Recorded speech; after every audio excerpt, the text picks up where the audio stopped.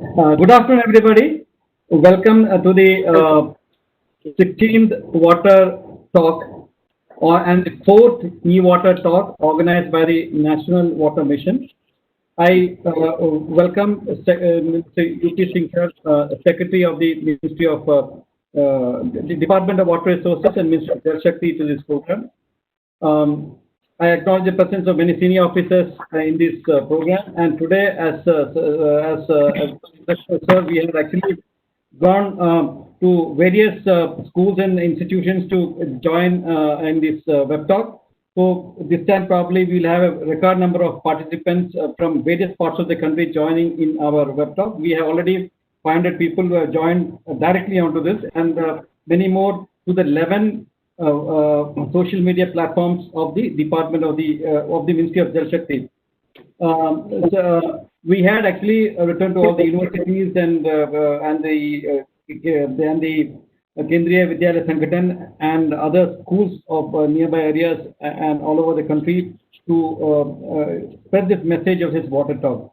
Now, I'll take 2-3 minutes to introduce National Water Mission to many people, and then also to introduce the speaker today. National Water Mission is one of the missions, one of the 8 missions actually started by, as recommended of the National Action Plan on Climate Change. It was started in 2011. It had very clearly earmarked 5 goals for the National Water Mission. The first one is comprehensive water database in public domain and assessment of impact of climate change on water resources. Second one is promotion of citizen and state-specific action for water conservation, augmentation, and preservation. Third objective is focused attention to vulnerable areas, including overexploited areas. And the fourth one is increasing water usage efficiency by 20%. And the fifth one is promotion of basin level integrated water resource management. So these are all very laudable goals, and we have about 39 strategies and other activities associated with each of these goals, and we have been working on that. Now, we also do auditing of the industrial processes to ensure the water saving in this process. We also have started something called a campaign called Sahi Fasal to nudge the farmers away from water-intensive crops in water-stressed areas so that the water efficiency in agriculture is increased. And recently we have started a campaign called Catch the Rain, where it falls when it falls. Basically, it's trying to nudge people to come forward and save rainwater, because we get water in India predominantly from the rains, and they comes only for 4-5 months. And this water which we get from the rains, we have to conserve. So this campaign, Catch the Rain when it falls, is presently going on. So I thank all of you for participating in the campaign, and also if people are not aware of it, kindly be aware of this campaign and then spread this message across to Catch the Rain. Now, about the water talk. Water talk is a very innovative taken by National Water Mission at the behest of the Secretary. Last year on the Environment Day, on World Water Day on 22nd March 2019, we started the first water talk, and from then onwards, every third Friday we used to have this water talk. Very eminent people like Sonam Wangchuк, Dr. Anil Joshi, Popatla Pawar, Umakant Umrao, Dr. Mishra, like that, people who are experts in the field of water, as well as water activists, and people who are doing a lot of activities across the country for water management, water conservation. They were brought together in this platform, and they gave the lecture, and then about 1 hour they speak, and then 1 hour we have question and answer session. And this went on till about March 2020, when the lockdown came. So until then, we had only physical conference where we had about 150 to 200 people attending the conference in Delhi. Then, as per the session with the Secretary, we moved on to an e-platform, and that really opened up. In the last 4 e-talks which we were holding, we have got suddenly the coverage, large area covered. People from various parts of the country are joining to the e-platform. And last time we had almost 39,000 people participating. Today also we had about 10,000 physical registrations and many more on the social media platform. So that's how this has really grown up. And incidentally, two of our speakers got Padma awards last year. In last year, the two of our speakers who came and talked to us in this water talk were awarded Padma. One got Padma Bhushan and one got Padma Shri last year. So that's a very encouraging thing for us, because the people who were with us are also being recognized by the government and also the highest authority. So that is the background of this water talk. And today I'm happy that many school children have joined, many schools have joined, and this I am sure will be opening up the discussion on water and issues associated with water. As Secretary always keeps on telling, India is not a water deficient country. We have sufficient water, but it's all improper management which creates problems. So I hope that all of you will join us in the proper water management to ensure that there is no scarcity of water. Today we have very eminent speaker, Jyoti Sharma, who actually is the founder president of FORCE. FORCE is an acronym for Forum for Organized Resource Conservation and Enhancement. It was founded in 2004 as a non-profit organization, and it's working for the cause of water conservation. The organization believes that water security is essential for community, and through awareness, water scarcity can be solved. Very, very positive thinking, and probably the right thinking now, because with all the gloom amid of COVID and all situation, this is a positive thinking which can really sort out our problem. So this is a positive organization. This is a force which really pushes us to conserve water. One or two words about Jyoti Sharma ji. She is economic honors graduate from Delhi University, and then studied in IIM Bangalore. She did a PGDM in 1992, and then left the corporate job to work for the cause of water conservation. Very laudable effort. She has left a corporate job and has been working since 2004 in the water conservation, particularly water and sanitation security. They have actually redefined the way we look at water, and FORCE has a 5R mantra for us: reduce wastage, reuse water at least once, recharge groundwater, recycle wastewater, and a very important element which is generally missing in almost all the R's we talk, it is the respect for water. So she wants us to respect water, everyone to respect water, and with that, probably the fifth R, the most important R, which we always been missing, the respect for water has to be inculcated, and that's how she wants to make water our guru. So one more very interesting aspect of the philosophy of FORCE is be water, you have to be water. They say, taking from the Bruce Lee's words, be water, my friend, be water. That's the message she says, because water is unstoppable. It has great power. It can break, if the dam is broken, it can really create havoc in the places. So it's very powerful. It has tenacity, but it has patience also, and adaptability to find ways to overcome obstacles.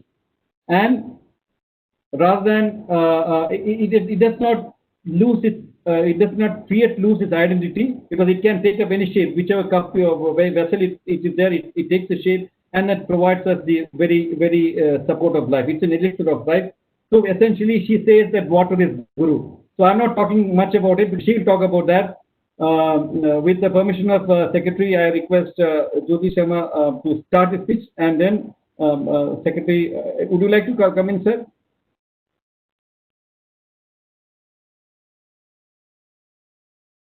We are not able to hear you, sir. The meter is muted, sir. Sir. Not now, I said. Okay, sir. Okay, Jyoti, can you start off? Thank you.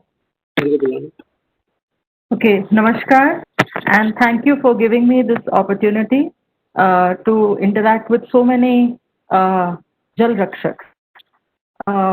आज का मेरा जो topic है, मैं बात भी इसी विषय पर कर रही हूँ कि पानी की समस्या हम सबकी है, But instead of focusing on the problem, let's talk about how each of us can contribute to removing the water crisis. तो मुझे अब करीब 14-15 साल हो गए हैं काम करते हुए, और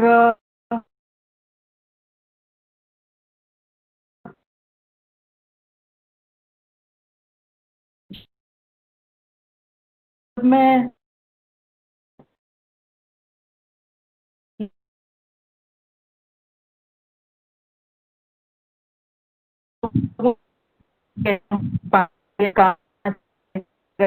तो किसी न किसी तरह हर व्यक्ति एक जल रक्षक बन सकता है. तो I will just start with that. I hope आप देख पा रहे हैं जो मैंने अभी स्क्रीन एक शेयर की है, एक power point screen, each one a जल रक्षक. और उसका जो तरीका है वो क्या है? You must care for water, work for water and be like water. So let's, ये सब हम क्यों करें, सबसे पहले उसकी थोड़ी सी बातचीत करें. कहते हैं ना, water water everywhere, not a drop to drink. तो कुछ हाल हमारा भी यही है कि धरती पर आप सबको मालूम है कि 70% तो पानी जो है वो सॉल्ट वाटर ही है. और जो जितना भी टोटल पानी जो अर्थ के ऊपर है, उसमें से केवल 3% ऐसा पानी है जो कि फ्रेश वाटर है. और उसका भी अगर आप इस स्लाइड पे जो मैंने ब्रेकअप दिया है, आप देखेंगे उसमें से भी 20%, उस 3% का 20% तो ग्राउंड वाटर है, और मेजॉरिटी जो है वो आइस कैप्स और ग्लेशियर्स में ब्लॉक्ड है. और ये जो कल कल बहती नदियां हैं और जो वाटर बॉडीज हैं, उन सबको अगर हम पुट टुगेदर करते हैं तो वो 1% बनता है. तो एक्चुअली हमारी मेजॉरिटी डिपेंडेंस जो है वो उस 1% पर है, और काफ़ी हद तक इंडिया में हमारी वो डिपेंडेंस इस 20% ग्राउंड वाटर पर है. एक और चीज़ जो आई एम श्योर आप सब लोगों को मालूम होगा, लेकिन मैं फिर भी थोड़ा रिपीट करना चाहूँगी. जब से सृष्टि बनी है, जब से ये is it not on presentation mode?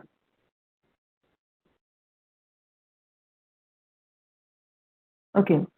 जब से ये सृष्टि बनी है, तब से जो हमारा जो अर्थ है, उस अर्थ के ऊपर उतना ही पानी है. पानी की जो क्वांटिटी है वो ना बढ़ी है ना कम हुई है. It has been the same since the earth was made. और और ये कारण है क्यों हम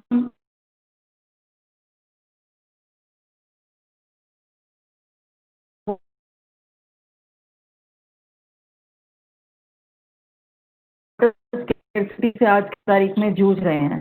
पानी की जरूरत है, असर कर रहे हैं, क्रॉप्स ले रहे हैं, और हर क्रॉप को पानी की जरूरत है.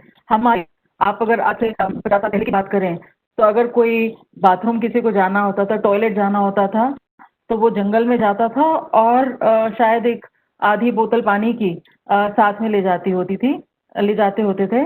आज की तारीख में आप एक पक्के टॉयलेट में जाते हैं, और उस टॉयलेट में जब आप टॉयलेट कर लेते हैं तो आप फ्लश करते हैं, और कम से कम 6 लीटर पानी जो है वो आप यूज़ करते हैं. तो क्या है कि हमारी जो पानी की ज़रूरतें हैं वो बढ़ चुकी हैं, पर पानी की जो मात्रा है वो उतनी ही है जितनी पहले थी. और ये है कारण क्यों हमें पानी की कंजर्वेशन के बारे में सोचने की ज़रूरत है. भारत का की समस्या थोड़ी ज़्यादा गंभीर है. आप सब ये जानते हैं कि India has 4% of the world's water resources, but almost about 18% of the population. तो हमारा जो पर कैपिटा वाटर अवेलेबिलिटी है वो विश्व के कुछ और देशों के मुकाबले कम है. तो एक तो ये समस्या हमारी है ही, और दूसरा ये है कि हमारे सरकार की कृपा से, देश की कृपा से, हमारे देश के हार्ड वर्किंग नागरिकों की वजह से हमारा देश एक प्रगतिशील देश है. और उस वजह से क्या है, हमारे देश को पानी की ज़रूरत है. पानी के बिना प्रगति संभव नहीं है। और इस कारण से चल रहे हैं गैप बिटवीन, यदि हम ऐसे ही चलते रहे जैसे अभी चल रहे हैं तो वो गैप जो है 2050 तक बढ़कर करीब 55% हो जाएगा। 55% will be the gap between what we need and the water that is available to us. But that is only if we continue the way we are continuing. अगर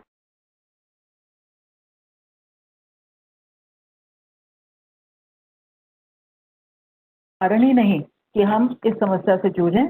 और जो आज हमारे साथ बच्चे जुड़े हुए हैं, मुझे उनसे एक स्पेशल बात कहनी है कि जब हम बात करते हैं ना कि हम पानी कंजर्व करें, तो जब मैं लोगों से बात करती हूँ तो मुझे ऐसा लगता है जैसे लोग सोच रहे हैं कि बेकार में ऐसी इतनी टेंशन ले रहे हैं। ऐसी भी क्या प्रॉब्लम है, पीने को पानी मिल ही जाता है और या नहाने को पानी मिल ही जाता है, या अगर एक दिन कम भी मिला तो अगले दिन पूरा मिल जाता है। पर यहाँ मैं स्पेशली आप बच्चों को कहना चाहती हूँ, आपकी जिंदगी अब से आगे रहेगी और आगे की जिंदगी में आपके लिए एक कि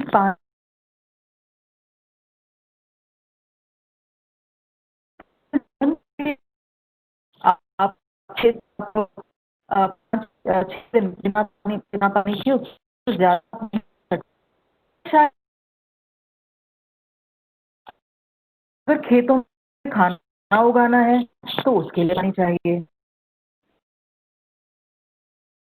फैक्ट्री है उसके लिए पानी, कपड़ा बनता है उसके लिए पानी चाहिए, अगर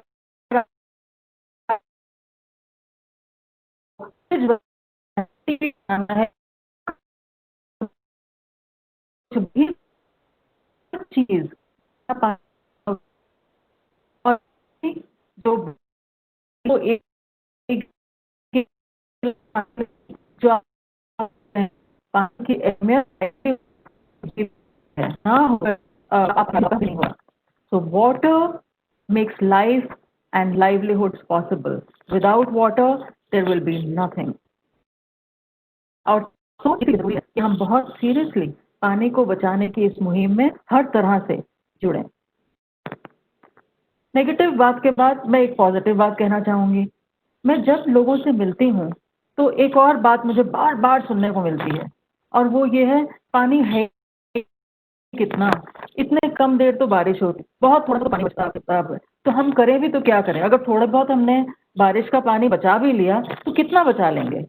तो उसके लिए जस्ट टू काउंटर दैट मैं सिर्फ 3-4 जगहों के कुछ फिगर्स लेकर आई हूँ। उन फिगर्स में को मैंने क्या किया है कि मैंने उन एरियाज में कितनी बरसात होती है, कितना पर यूनिट बरसात होती है एमएम में, और उसके बाद उनका एरिया कितना है वो लिया, फिर उनकी पॉपुलेशन ली, और फिर मैंने क्या किया, कैलकुलेट किया कि हम उन एरियाज को पर पर्सन पर डे कितनी बरसात उन जगहों पर पड़ती है। तो जैसे दिल्ली जो कि इस देश का सबसे बड़ा और सबसे probably one of the densest populated शहर है, उस शहर में भी 148 लीटर्स पर पर्सन पर डे की औसत बरसात जो है वो इस शहर पर पड़ती है। अगर मैं पौंडीचेरी को पकड़ती, पुडुचेरी को, तो पुडुचेरी में पर पर्सन पर डे 1500 लीटर्स पर पर्सन पर डे ऑलमोस्ट बरसात पड़ती है। त्रिपुरा में ऑलमोस्ट 17,500 लीटर्स पानी जो है पर पर्सन पर डे बरसता है।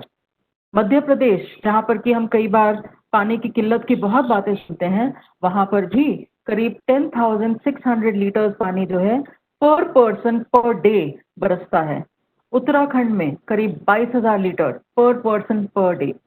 अब समस्या यहाँ पर सिर्फ ये है, ये तो एक कैलकुलेशन है पर पर्सन पर डे, पर आप सब जानते हैं कि हमारा देश जो है एक मानसून देश है, जहाँ पर करीब करीब 80% पानी जो है वो मानसून के इन महीनों में बरस जाता है। तो जुलाई से लेके सितंबर तक ये सारा पानी बरस जाता है और उसके बाद थोड़ा थोड़ा थोड़ा थोड़ा करके पानी जो है आपको बाकी का 20% बाकी के 8-9 महीने में स्प्रेड हो जाता है। तो हमारी समस्या ये नहीं कि बरसात कम होती है, हमारी समस्या ये है कि बरसात एक बहुत ही कॉन्सेंट्रेटेड फॉर्म में होती है और हमारे पास वो तरीके नहीं हैं जिन तरीकों से हम उस बरसात के पानी को संभाल पाएं, बचा पाएं, ताकि वो पूरे साल भर हमारे फ्रेश वाटर नीड्स को पूरा कर सके. So just wanted to tell you, we have enough water. Now what we need to know is how to manage it so that we never have to suffer from a water crisis. Because आज मुझे मालूम है कि हमारे साथ बहुत बच्चे भी जुड़े हुए हैं, तो मैं आपको बताना चाहती हूँ कि मेरे भी 2 बच्चे हैं और जैसे हम भारतवर्ष में हम क्या करते हैं कि माँ बाप जो है वो अपनी पूरी जिंदगी जो है वो अपने लिए कम और अपने बच्चों के लिए ज़्यादा जीते हैं. हम पैसे बचाते हैं कि हम अपने बच्चों को अच्छे से अच्छे स्कूल में भेजें. हम घर बनाते हैं, अपने लिए छोटा घर बनाते हैं और फिर एक बड़ा घर लेते हैं ताकि हमारे बच्चे जो है उस बड़े घर में रहें. पर क्या है, अगर इन सब चीज़ों को हमने कर दिया पर जो एक बुनियादी ज़रूरत है पानी की, अगर उसको पूरा ना किया तो वो बच्चे जिनके लिए हमने अपनी ज़िंदगी को सब खुशियों को काफ़ी खुशियों को कुर्बान किया, वो उन बच्चों को हम वो खुशी नहीं दे पाएंगे जो कि उनका हक है और जिसके लिए हमने इतना स्ट्रगल किया. तो इसीलिए जो बड़े यहाँ जुड़े हैं मैं उनसे ये कहूँगी कि पानी को बचाना अपने बच्चों के लिए, और जो बच्चे हैं उनसे ये कहूँगी कि पानी को बचाना अपने लिए, because you want a good life, a good lifestyle. Okay, अब ये कैसे किया जाए, चलिए इसकी बात करनी शुरू करें.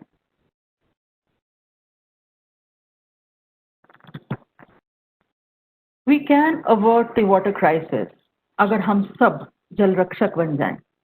और उसके लिए हमें क्या करना है, हमें एक प्लेज लेना है. और वो प्लेज क्या है, that I will care for water, I will work for water and I will be like water. तो चलिए, let's start talking about each one of them. Let's first start with care for water.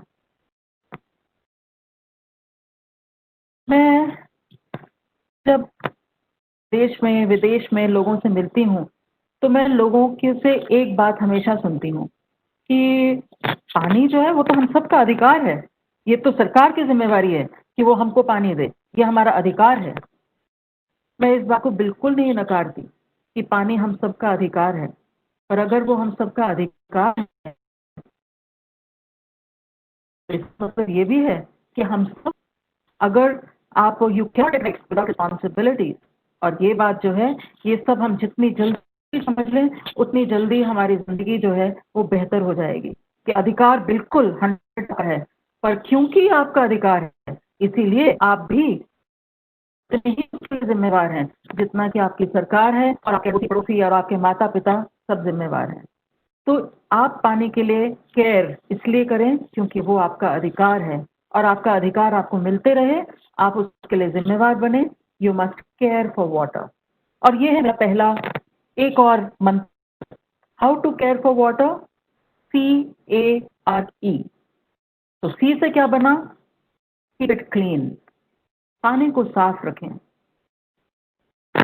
मैं हर तरह के लोगों के साथ काम करती हूँ, गरीब से गरीब, अमीर से अमीर, सब तरह के लोगों से देश विदेश में हर प्रांत में काम करती हूँ. और मुझे एक चीज़ लगती है कि हमारे माइंड में एक बात ये है कि पानी स्वच्छ है और इसलिए स्वच्छ पानी में अगर हम कुछ गंदगी डाल भी देते हैं तो वो पानी गंदा नहीं होगा. ये बात सच नहीं है. जब तक पानी बहुत सारा था और हम लोग बहुत कम थे तब तक ये बात सच थी, पर अब हम बहुत ज़्यादा हैं और पानी उतना ही है. तो उस पानी में जब हम इतनी गंदगी डालते हैं तो वो पानी साफ नहीं रह पाता. मुझे याद है कि मैं कुछ साल पहले गंगा जी के दर्शन करने गई थी और मैं गंगा जी में जो नौका विहार होता है, मैं सुबह सुबह 5 बजे उसमें नौका विहार करने निकली. बहुत ही सुंदर सीन था, सब बहुत प्यारा था. और जैसे नौका उसमें से मैं चलती उसमें पानी में चलती हुई आ रही थी तो देखा कि कुछ बड़े बड़े पाइप से गंदा पानी उसमें आ रहा है. गंगा जी के किनारे पे जो मंदिर हैं, जो दुकानें हैं जहाँ पर फूल और पूजा की सामग्री मिलती है, वो अपने दुकानों को साफ कर रहे हैं और उसकी गंदगी जो है पानी के अंदर डाल रहे हैं।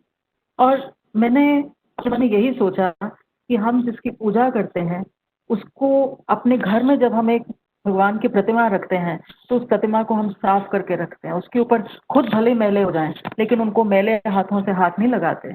लेकिन वो गंगा मैया जिसकी हम इतनी प्रार्थना करते हैं उसका केयर करना हम भूल गए।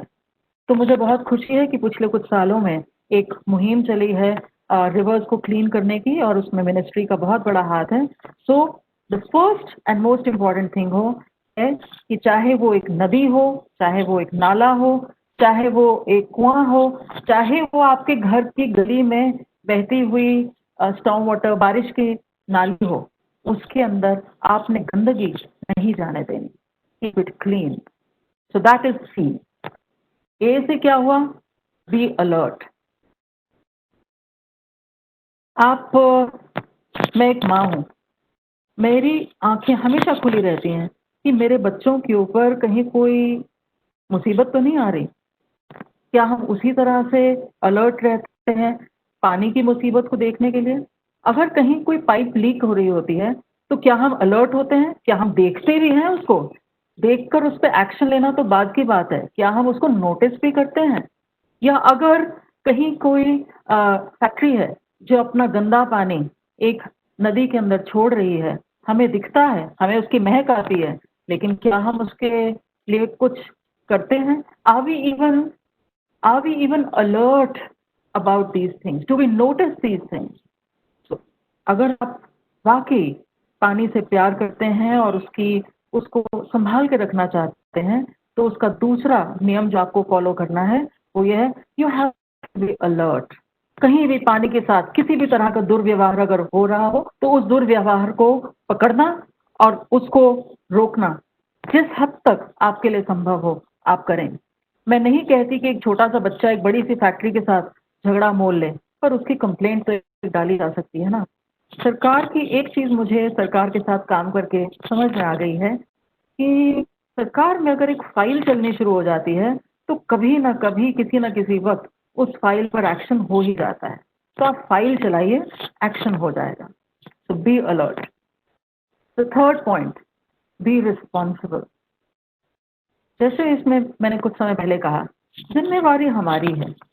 हम ये कहें कि मेरा तो एक छोटा सा घर है, वो जो पड़ोस का घर है देखो इतना बड़ा है और वो रोज है अपनी कूड़ा जो है वो सारा नाली में डालता है, वो डाल रहा है तो मैं क्यों ना डालूं। दूसरे क्या करते हैं उसके लिए आप अलर्ट रहिए, उनको आप उनसे झगड़िए, कुछ भी कीजिए, पर कम से कम दूसरे की कमी को बहाना बनाते हुए खुद गैर जिम्मेवार मत बनिए। ऐसा मत कीजिए। अपनी जिम्मेवारी निभाइए और दूसरों की को अपनी जिम्मेवारी निभाने में मदद कीजिए। दूसरों की आड़ में खुद गैर जिम्मेवार ना बने।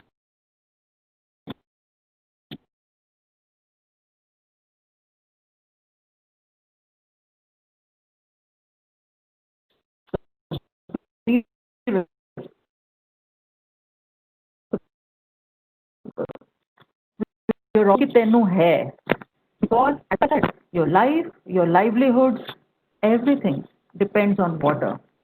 आज आप आंख बंद कर देंगे, कुछ नहीं करेंगे तो कल यही सांप आप ही को काटेगा। मैं एक मिसाल देती हूँ। मेरे कई जानकारों ने बड़े बड़े मकान खरीदे हैं, बहुत पैसा करोड़ों रुपए लगा के उन्होंने मकान खरीदे। और मैं जगहों के नाम नहीं ले रही क्योंकि मैं किसी को विक्टिमाइज नहीं करना चाहती, पर क्या है कि उन्होंने ऐसी हाउसिंग सोसाइटीज में नाम लिए जहां पर गैर जिम्मेवारी से काम किया गया, जहां आसपास इतनी डेवलपमेंट हो गई कि सबने भर भर के पानी निकाला और एक दिन ऐसा आया कि वहां पर ट्यूबवेल सूख गए, वहां सरफेस वाटर आता नहीं, नदी का पानी पहुंचता नहीं और ट्यूबवेल सारे सूख गए। जो करोड़ों की इन्वेस्टमेंट आपने की आज वो लाखों के भाव भी नहीं बिकती, क्योंकि जब काम करने का when it was time for you to be engaged with the problem and to solve the problem, उस वक्त आपने कुछ किया नहीं। आज उसका नतीजा ये है कि आपकी अपने उसका जो भरपाई है वो आप स्वयं कर रहे हैं, और भरपाई आप कम कर रहे हैं, आपके बच्चे ज्यादा कर रहे हैं, क्योंकि जो उनको आपसे मिलना चाहिए था उनको आप कुछ देकर जाने के बजाय आप उनसे उनकी जो है ना इनहेरिटेंस छीन कर जा रहे हैं। So therefore, care for water.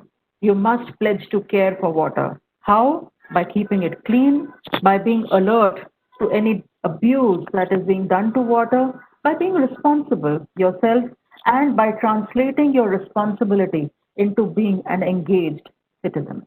So that's how you care for water. अब आते हैं नेक्स्ट प्लेज पे, वर्क फॉर वाटर.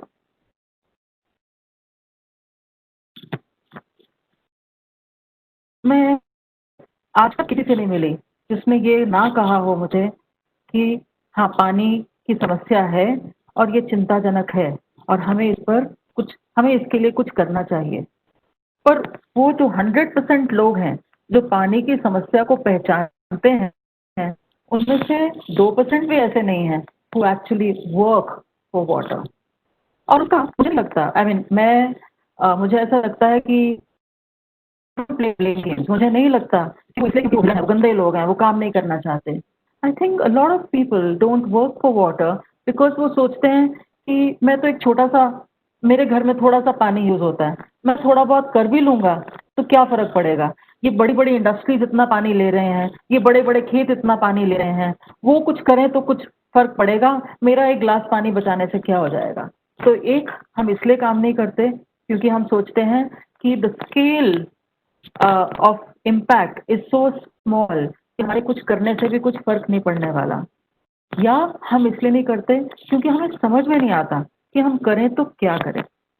तो पहले मैं इस चीज को एड्रेस करती हूँ, या कि हम करें तो क्या करें. तो उसके लिए जैसे अशोक जी ने आपको बताया, फोर्स का एक मंत्र है, the 5 R's of water conservation. आप किसी भी स्केल पर हों, आप एक झुग्गी में रहते हुए एक गरीब व्यक्ति हों, या आप एक MIG फ्लैट में रहते हुए एक मिडिल क्लास व्यक्ति हों, या आप रिच आदमी हो, या फैक्ट्री एक बड़ी इंडस्ट्री हो, आप एक मल्टीनेशनल कंपनी हो या सरकार हो, किसी भी स्केल पर आप काम करते हो, ये 5 R's ऑफ वाटर कंजर्वेशन आप सब इसको अप्लाई कर सकते हैं. और वो 5 R's क्या हैं, अशोक जी ने बताया है, लेकिन मैं एक बार फिर रिपीट करना चाहूंगी. पहला R, रिड्यूस वाटर वेस्टेज. दूसरा R, रीयूज यूज्ड वाटर. तीसरा R, recharge to ground water. चौथा R, रिसाइकल वेस्ट वाटर. और पांचवा जो सबसे इंपॉर्टेंट R है वो है respect water. Let's talk about each of these R's now.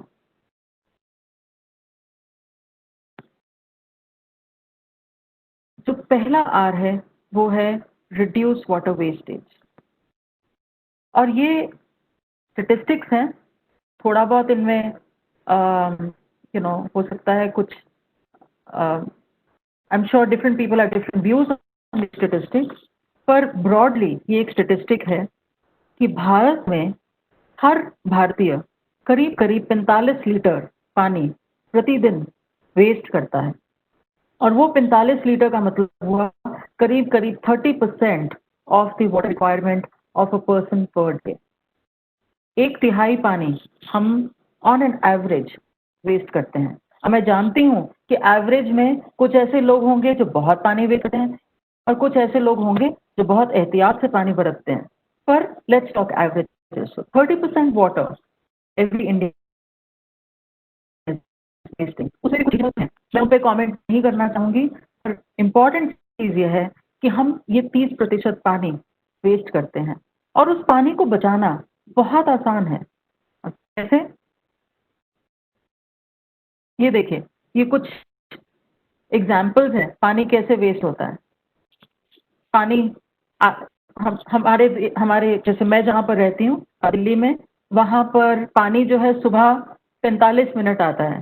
तो जब वो 45 मिनट पानी आता है तो सब लोग आंखें मलते हुए फटाफट जाते हैं, वो मोटर ऑन करते हैं और मोटर ऑन करके सो जाते हैं, क्योंकि नींद सबके लिए इम्पॉर्टेंट है. तो जब सो जाते हैं तो पानी जो है टंकी में भरता गया, और जब टंकी भर गई तो वो पानी जो है ओवरफ्लो करके गिरना शुरू हो गया. तो ये ओवरफ्लोइंग टैंक्स, ये एक वाटर वेस्टेज है जो कि बहुत ही आसानी से इस वेस्टेज को 100 रुपए की लागत से इस वाटर वेस्टेज को प्रिवेंट किया जा सकता है. या अगेन ये भी दूसरा एग्जाम्पल उसी चीज का है कि आपने नल के नीचे पानी रख दिया और नल जो है एक बहुत तेज पानी देने वाला नल है, तो ना केवल पानी गिरना शुरू हो जाता है बल्कि भरने के प्रोसेस में ही वो पानी उछल उछल कर बाहर गिरता है।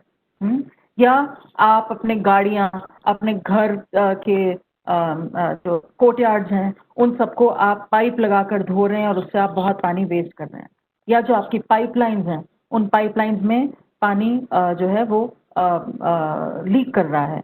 तो इस तरह के मुझे किसी को ये बताने की जरूरत नहीं है, आप सब ने अलग अलग तरह से जो पानी वेस्ट होता है वो आप सब ने अपने घर में या अपने आसपास आप सब ने इसको देखा जरूर होगा।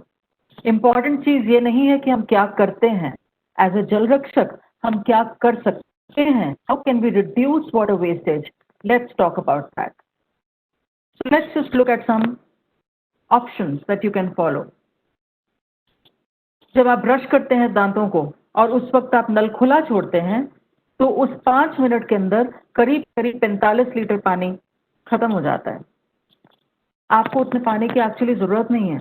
अगर आप एक गिलास में पानी भर लेते हैं उससे भी आपके दांत साफ प्रॉपर हो जाएंगे। आप एक कुल्ला करेंगे, आप मुंह में पानी लेंगे, कुल्ला करेंगे, आपका मुंह साफ हो गया। आधे लीटर पानी में वो काम हो सकता है जिसको करने में अधिकांश लोग 45 लीटर पानी लगाते हैं। Very easy to save this water and I am sure all of you जल रक्षक will definitely do that starting today. Washing hands, आजकल आपको मालूम है कोविड के टाइम में हम सब जो है हम लोग हाथ धोते हैं और धोना भी चाहिए, पर अगर आप 2 मिनट के लिए नल को फुल स्पीड पर खुला छोड़ देते हैं तो 18 लीटर पानी जो है आपका वहीं खत्म हो गया। वही अगर आप ऐसा करें कि आप एक मग पानी का भर लें और उस मग से आप हाथ धोएं तो आपका कम पानी लगेगा, 1.5 से 2 लीटर पानी में आपका काम हो जाएगा। हाथ धोने जरूरी है पर हाथ धोने के लिए अगर आप मग से धोएं तो पानी थोड़ा कम वेस्ट होगा। वैसे ही नहाने में, अब शावर लेने में कोई बुराई नहीं है, पर अगर आप साबुन लगाते वक्त शावर को ऑन रखेंगे तो वो जो पूरा टाइम चलेगा वो उसमें करीब करीब 80 से 100 लीटर पानी आपका यूज हो जाता है। पर अगर आप ऐसा करें कि आप शावर को बंद करें या बाल्टी में पानी भर लें और आप साबुन वाबुन लगाते वक्त पानी को चलते ना रहने दें तो आपका अधिक से अधिक 20 लीटर पानी में आप बहुत अच्छे से नहाकर बाहर निकल सकते हैं। कहाँ 90 लीटर और कहाँ 20 लीटर, 70 लीटर पानी सिर्फ और सिर्फ शावर के बीच में नल बंद करने से आप सेव कर सकते हैं। आप शावर जरूर कीजिए, मैं कभी आपको नहीं कहूंगी कि आप नहाते वक्त मस्ती से शावर ना कीजिए, लेकिन साबुन लगाते वक्त, शैम्पू करते वक्त उस वक्त उसको बंद कर दें और आप आराम से 70 लीटर पानी बचा सकते हैं। वैसे ही टॉयलेट फ्लशेस जो हैं, जो हमारे सिस्टर्न्स हैं, जो पुराने सिस्टर्न्स हैं उसमें 13 से 16 लीटर पानी लगता था। आज की तारीख में जो नए सिस्टर्न्स आ रहे हैं उसमें 4.5 से लेके 9 लीटर पानी इस्तेमाल होता है। तो कोशिश करें जहां भी संभव हो पुराने सिस्टम्स को निकालकर आप जो ड्यूअल सिस्टम्स हैं उन सिस्टम्स को लगाइए। उसी तरह से गाड़ी धोने में या फर्श को धोने में या पौधों को पानी देने में अगर आप जो पाइप से पानी देते हैं तो आपका 100 लीटर पानी से लेके 400 लीटर पानी लग सकता है, पर वही काम अगर आप एक बाल्टी से करते हैं तो आपका 5 से 15 लीटर पानी के अंदर सब काम हो सकता है। अब इनमें से कोई भी ऐसी चीज नहीं है जो हम बहुत आराम से नहीं कर सकते। यदि हमें मालूम हो, like I said, a lot of people do not work for water because they do not know how this is how you can work for water. It doesn't take too much, but you can save almost up to 300 liters water per family अगर आप ये छोटी छोटी चीजें करते हैं। तो सब आज मेरे साथ जुड़े हुए हैं, मैं चाहूंगी कि आपसे पहला आपका ये काम हो घर के अंदर ये सब छोटी छोटी चीजें करते हुए आप इन सब प्रैक्टिस को फॉलो करें।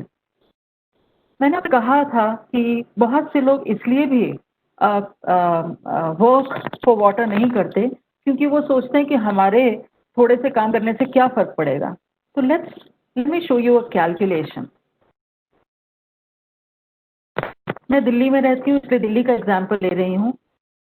दिल्ली की पॉपुलेशन करीब करीब 85 lakh.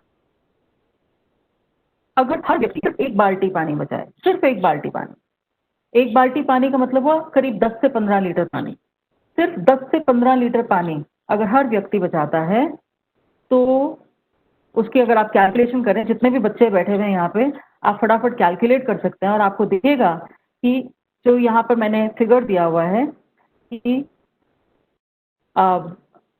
1,10,129 crore liters per year are saved, और ये जो अमाउंट है this is equal to almost 1.5 months requirement of all families of Delhi. एक एक बाल्टी पानी अगर हर व्यक्ति बचा लेता है तो उसको करीब करीब हम दिल्ली की 1.5 महीने की जो पानी की रिक्वायरमेंट है वो सब हमारी बचत से ही निकल कर आ जाएगी। इसकी इम्प्लीकेशन ये है कि यमुना जी से जो हम इतना पानी निकालते हैं, 1.5 महीने के लिए यमुना जी को आप खुला रहने दे सकते हैं। ये है, this is the power of what a small little action done by every person can do. Similarly एक और एग्जाम्पल इस स्लाइड पे है कि अगर एक ही नल अगर लीक करता है तो करीब करीब 2000 लीटर महीने के वो लूज करता है। अगर ऐसे 2 नल हर घर में हो दिल्ली के तो करीब 18,000 करोड़ लीटर पानी जो है साल का हम लूज करते हैं, which is equal to about 70 almost 2-2.5 महीने जो दिल्ली की हर फैमिली की रिक्वायरमेंट है वो इससे पूरी। तो कहने का ये मतलब है कि छोटे छोटे एक्शंस कोई चीज बनता है।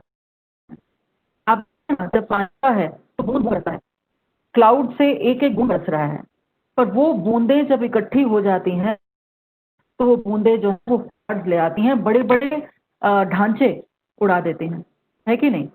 या जब आप आपने सुनिया ना वो कहावत, बूंद बूंद सो घट भरे टपकत रीतो होए।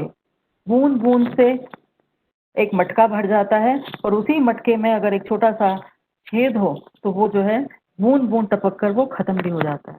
तो हमें बूंद बूंद बचाने में हम कलेक्टिव एक्शन, अगर हर व्यक्ति, तो अगर यहाँ का हर जल रक्षक जो है, आज हमारे साथ जो जल रक्षक जुड़े हुए हैं, अगर हर जल रक्षक ये प्लेज कर ले कि मैं अपने घर को तो सुधारूंगा ही इन सब मामलों में, पर इसके अलावा मैं 10 और लोगों के घरों को सुधारूंगा, तो कोई कारण नहीं कि ये जो भी मैंने फिगर्स आपको बताए हैं, ये फिगर्स जो हैं, ये फिगर्स कलेक्टिव एक्शन में ट्रांसफॉर्म नहीं हो जाते। पर क्या है, हम अपने आप को बहुत हेल्पलेस सोचते हैं। हम सोचते हैं एक आदमी क्या कर लेगा, this is what one person can do. मैं स्पेशली जो बच्चे जुड़े हुए हैं मैं उनसे बात करना चाहती हूँ, कहना चाहती हूँ। जैसे जैसे हमारी उम्र बढ़ती है हम सिनिकल हो जाते हैं, हमें हमारा विश्वास टूट जाता है, हमें ये लगता है कि सारी दुनिया बेकार है, कोई किसी की नहीं केयर करता, कोई ये नहीं करता, कोई वो नहीं करता, वी बिकम सिनिक्स। पर क्या है, गलत है वो। हर व्यक्ति यथासंभव यथाशक्ति दूसरे के लिए कुछ ना कुछ करने की कोशिश करता है। और बच्चे जो हमारे साथ जुड़े हुए हैं, मैं चाहती हूँ कि कोई बच्चा अपने आप को असहाय ना समझे, कोई बच्चा ये ना समझे कि मेरे एक अकेले के एक्शन से कुछ काम नहीं हो सकता। मैं गांधी जी का मिसाल देती हूँ, जब भी किसी ऐसी बच्चों से बात करती हूँ उनको गांधी जी का मिसाल देती हूँ। जब गांधी जी ने ये सोचा कि भाई ये अंग्रेजों ने जो नमक के ऊपर टैक्स लगाया है बहुत गलत किया है और ये मुझे इसके अगेंस्ट, इसके खिलाफ खड़े होना है, तो मैंने नमक खुद बनाना है।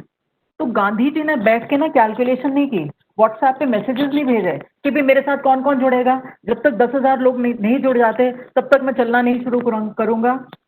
उसने ये सब नहीं सोचा। वो आधे कपड़े पहने हुए पतला सा, मतलब वो he wasn't even a superhero, he was just such a regular person. और उन्होंने क्या किया, अपना सोटा उठाया और उन्होंने चलना शुरू कर दिया। और उन्होंने कहा भाई मैं ये करने जा रहा हूँ, तुमको मेरे साथ चलना है चलो, नहीं चलना मत चलो, मैं ये करूँगा।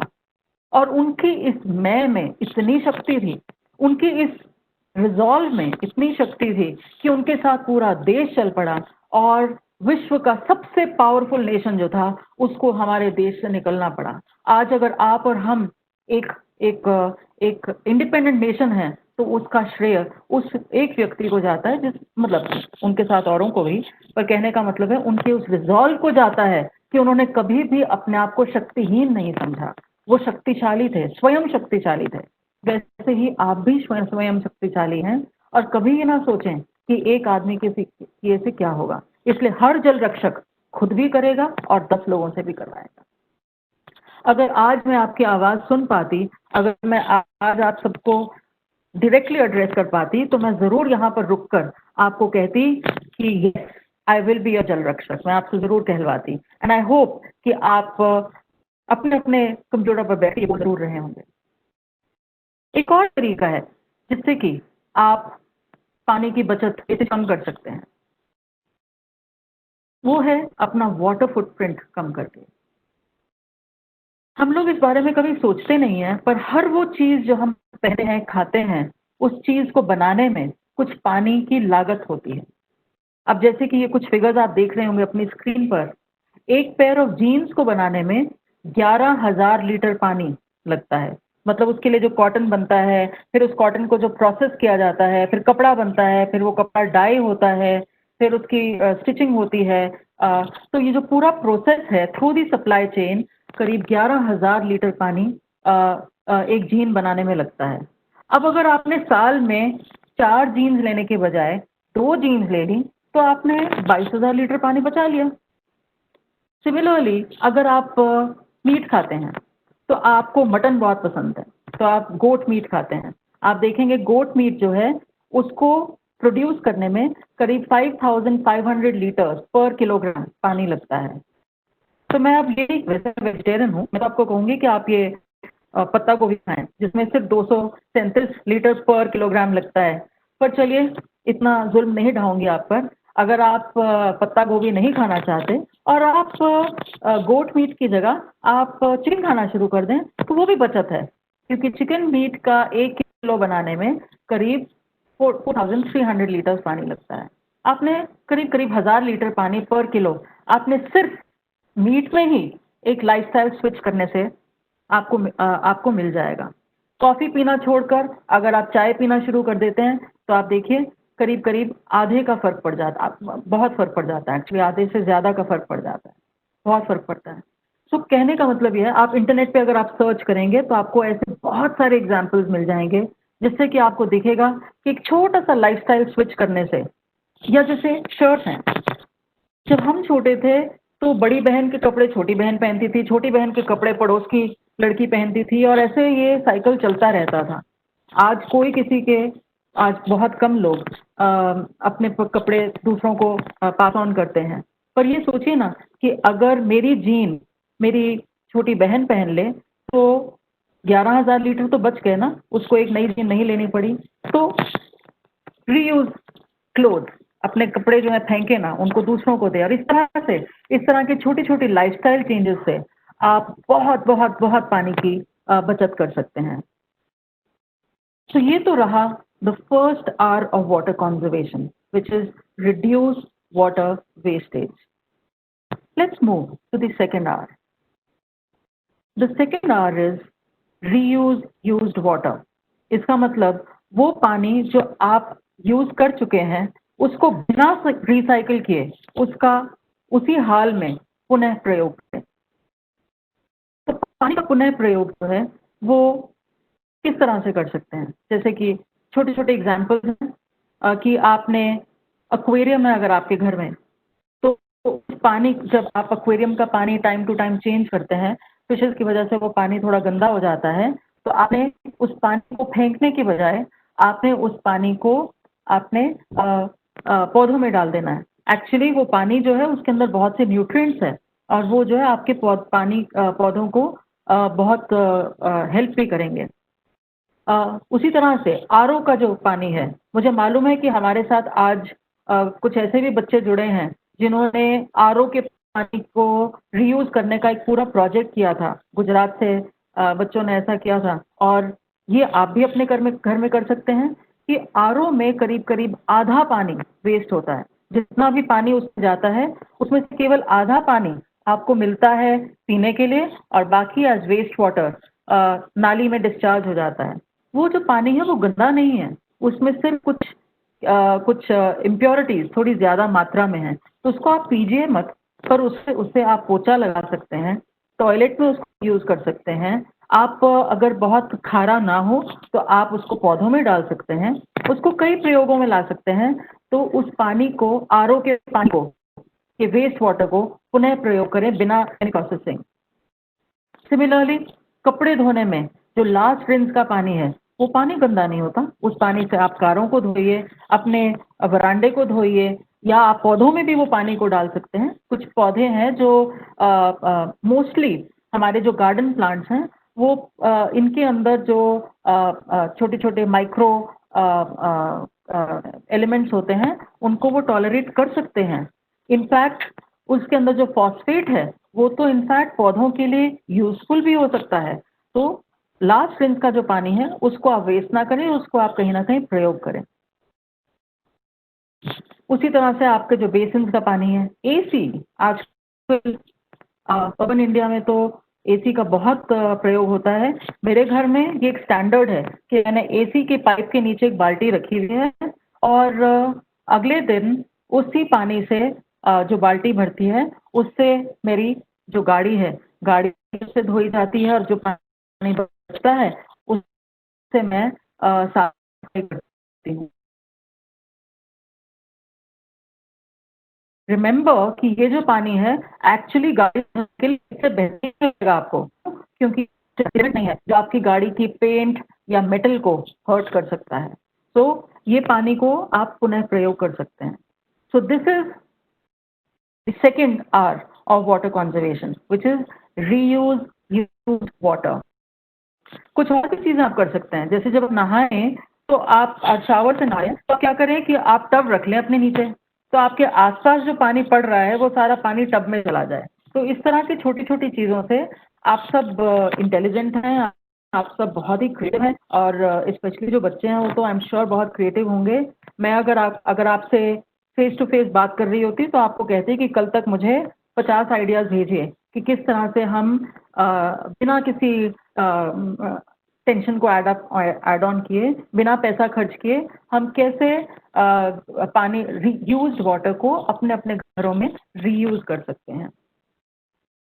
सो ये तो हुआ the second R of water conservation. अब आते हैं third R of water conservation, which is कि वो जो गंदा पानी है उस गंदे पानी को आप डायरेक्टली पुनः प्रयोग नहीं कर सकते क्योंकि वो गंदा थोड़ा ज्यादा है। तो आप क्या करें, recycle waste water and reuse it. तो रिसाइकल वेस्ट वाटर, तो उसके मैं कुछ जस्ट आई डोंट नो, कुछ मुझे लगा कि आपको शायद ये बात थोड़ी इंटरेस्टिंग लगे कि भारत के अंदर जो हमारी रिसाइकलिंग कैपेसिटी है वो करीब करीब 35% जो सुवेज जनरेट होता है अर्बन इंडिया में वो रिसाइकल होता है। रूरल एरिया में almost none of it is recycled. Waste water is the new gold. जैसे जैसे अगर मेरे पास अगर 1 रुपया है और उस 1 रुपये से जाके मैंने आइसक्रीम वाले से एक आइसक्रीम ली, और फिर उस आइसक्रीम वाले ने उस 1 रुपये से जाकर एक टॉफी वाले से एक टॉफी ली, तो वो 1 रुपया तो वही है पर वो 2 रुपया बन गया ना। उसी तरह से जब हम पानी को रिसाइकल करते हैं तो वही 1 बूंद की 2 बूंद बन जाती है, 2 बूंद की 3, 3 की 4, 4 की 6। तो ये जो है मल्टीप्लायर इफेक्ट होता है। So the future lies in using recycled waste water, because उससे आप पानी की मात्रा को मल्टीप्लाई कर सकते हैं। आपको याद होगा मैंने अपनी प्रेजेंटेशन की शुरुआत में आपसे ये कहा था कि धरती के ऊपर जो फ्रेश वाटर है उसकी मात्रा जो है वो फिक्स्ड है, आप उसको इंक्रीज नहीं कर सकते। पर यदि आप वेस्ट वाटर को रिसाइकल करते हैं तो आपको जो अवेलेबल वाटर है उसकी मात्रा को आप एक्चुअली इंक्रीज कर सकते हैं। The multiplier effect kicks in. Israel का एग्जाम्पल है। कि इजराइल अपना 80% सुवेज जो है उसको रिसाइकल करता है और उसको किस लिए यूज करता है? Much of it is used for irrigation. और आपको मालूम होगा, आई एम श्योर आपको मालूम है कि इजराइल जो है वो बेसिकली एक रेगिस्तान देश है, उसके अंदर पानी बहुत कम बरसता है। उसी तरह से जो लोग पानी से जुड़े हुए हैं वो जानते हैं कि सिंगापुर जो है, सिंगापुर ने अपनी पानी की, न केवल अपनी पानी की कमी को रिसाइकल्ड पानी से खत्म किया, बल्कि उन्होंने उस पानी को रिसाइकल कर कर लोगों को बेचकर पैसा भी कमाया। मलेशिया को बेचकर उन्होंने पैसा भी कमाना शुरू कर दिया और उनका वो वेस्ट वाटर वो इस कदर ट्रीट कर देते हैं कि एज न्यू वाटर वो पानी जो है वो पीने योग्य भी हो जाता है।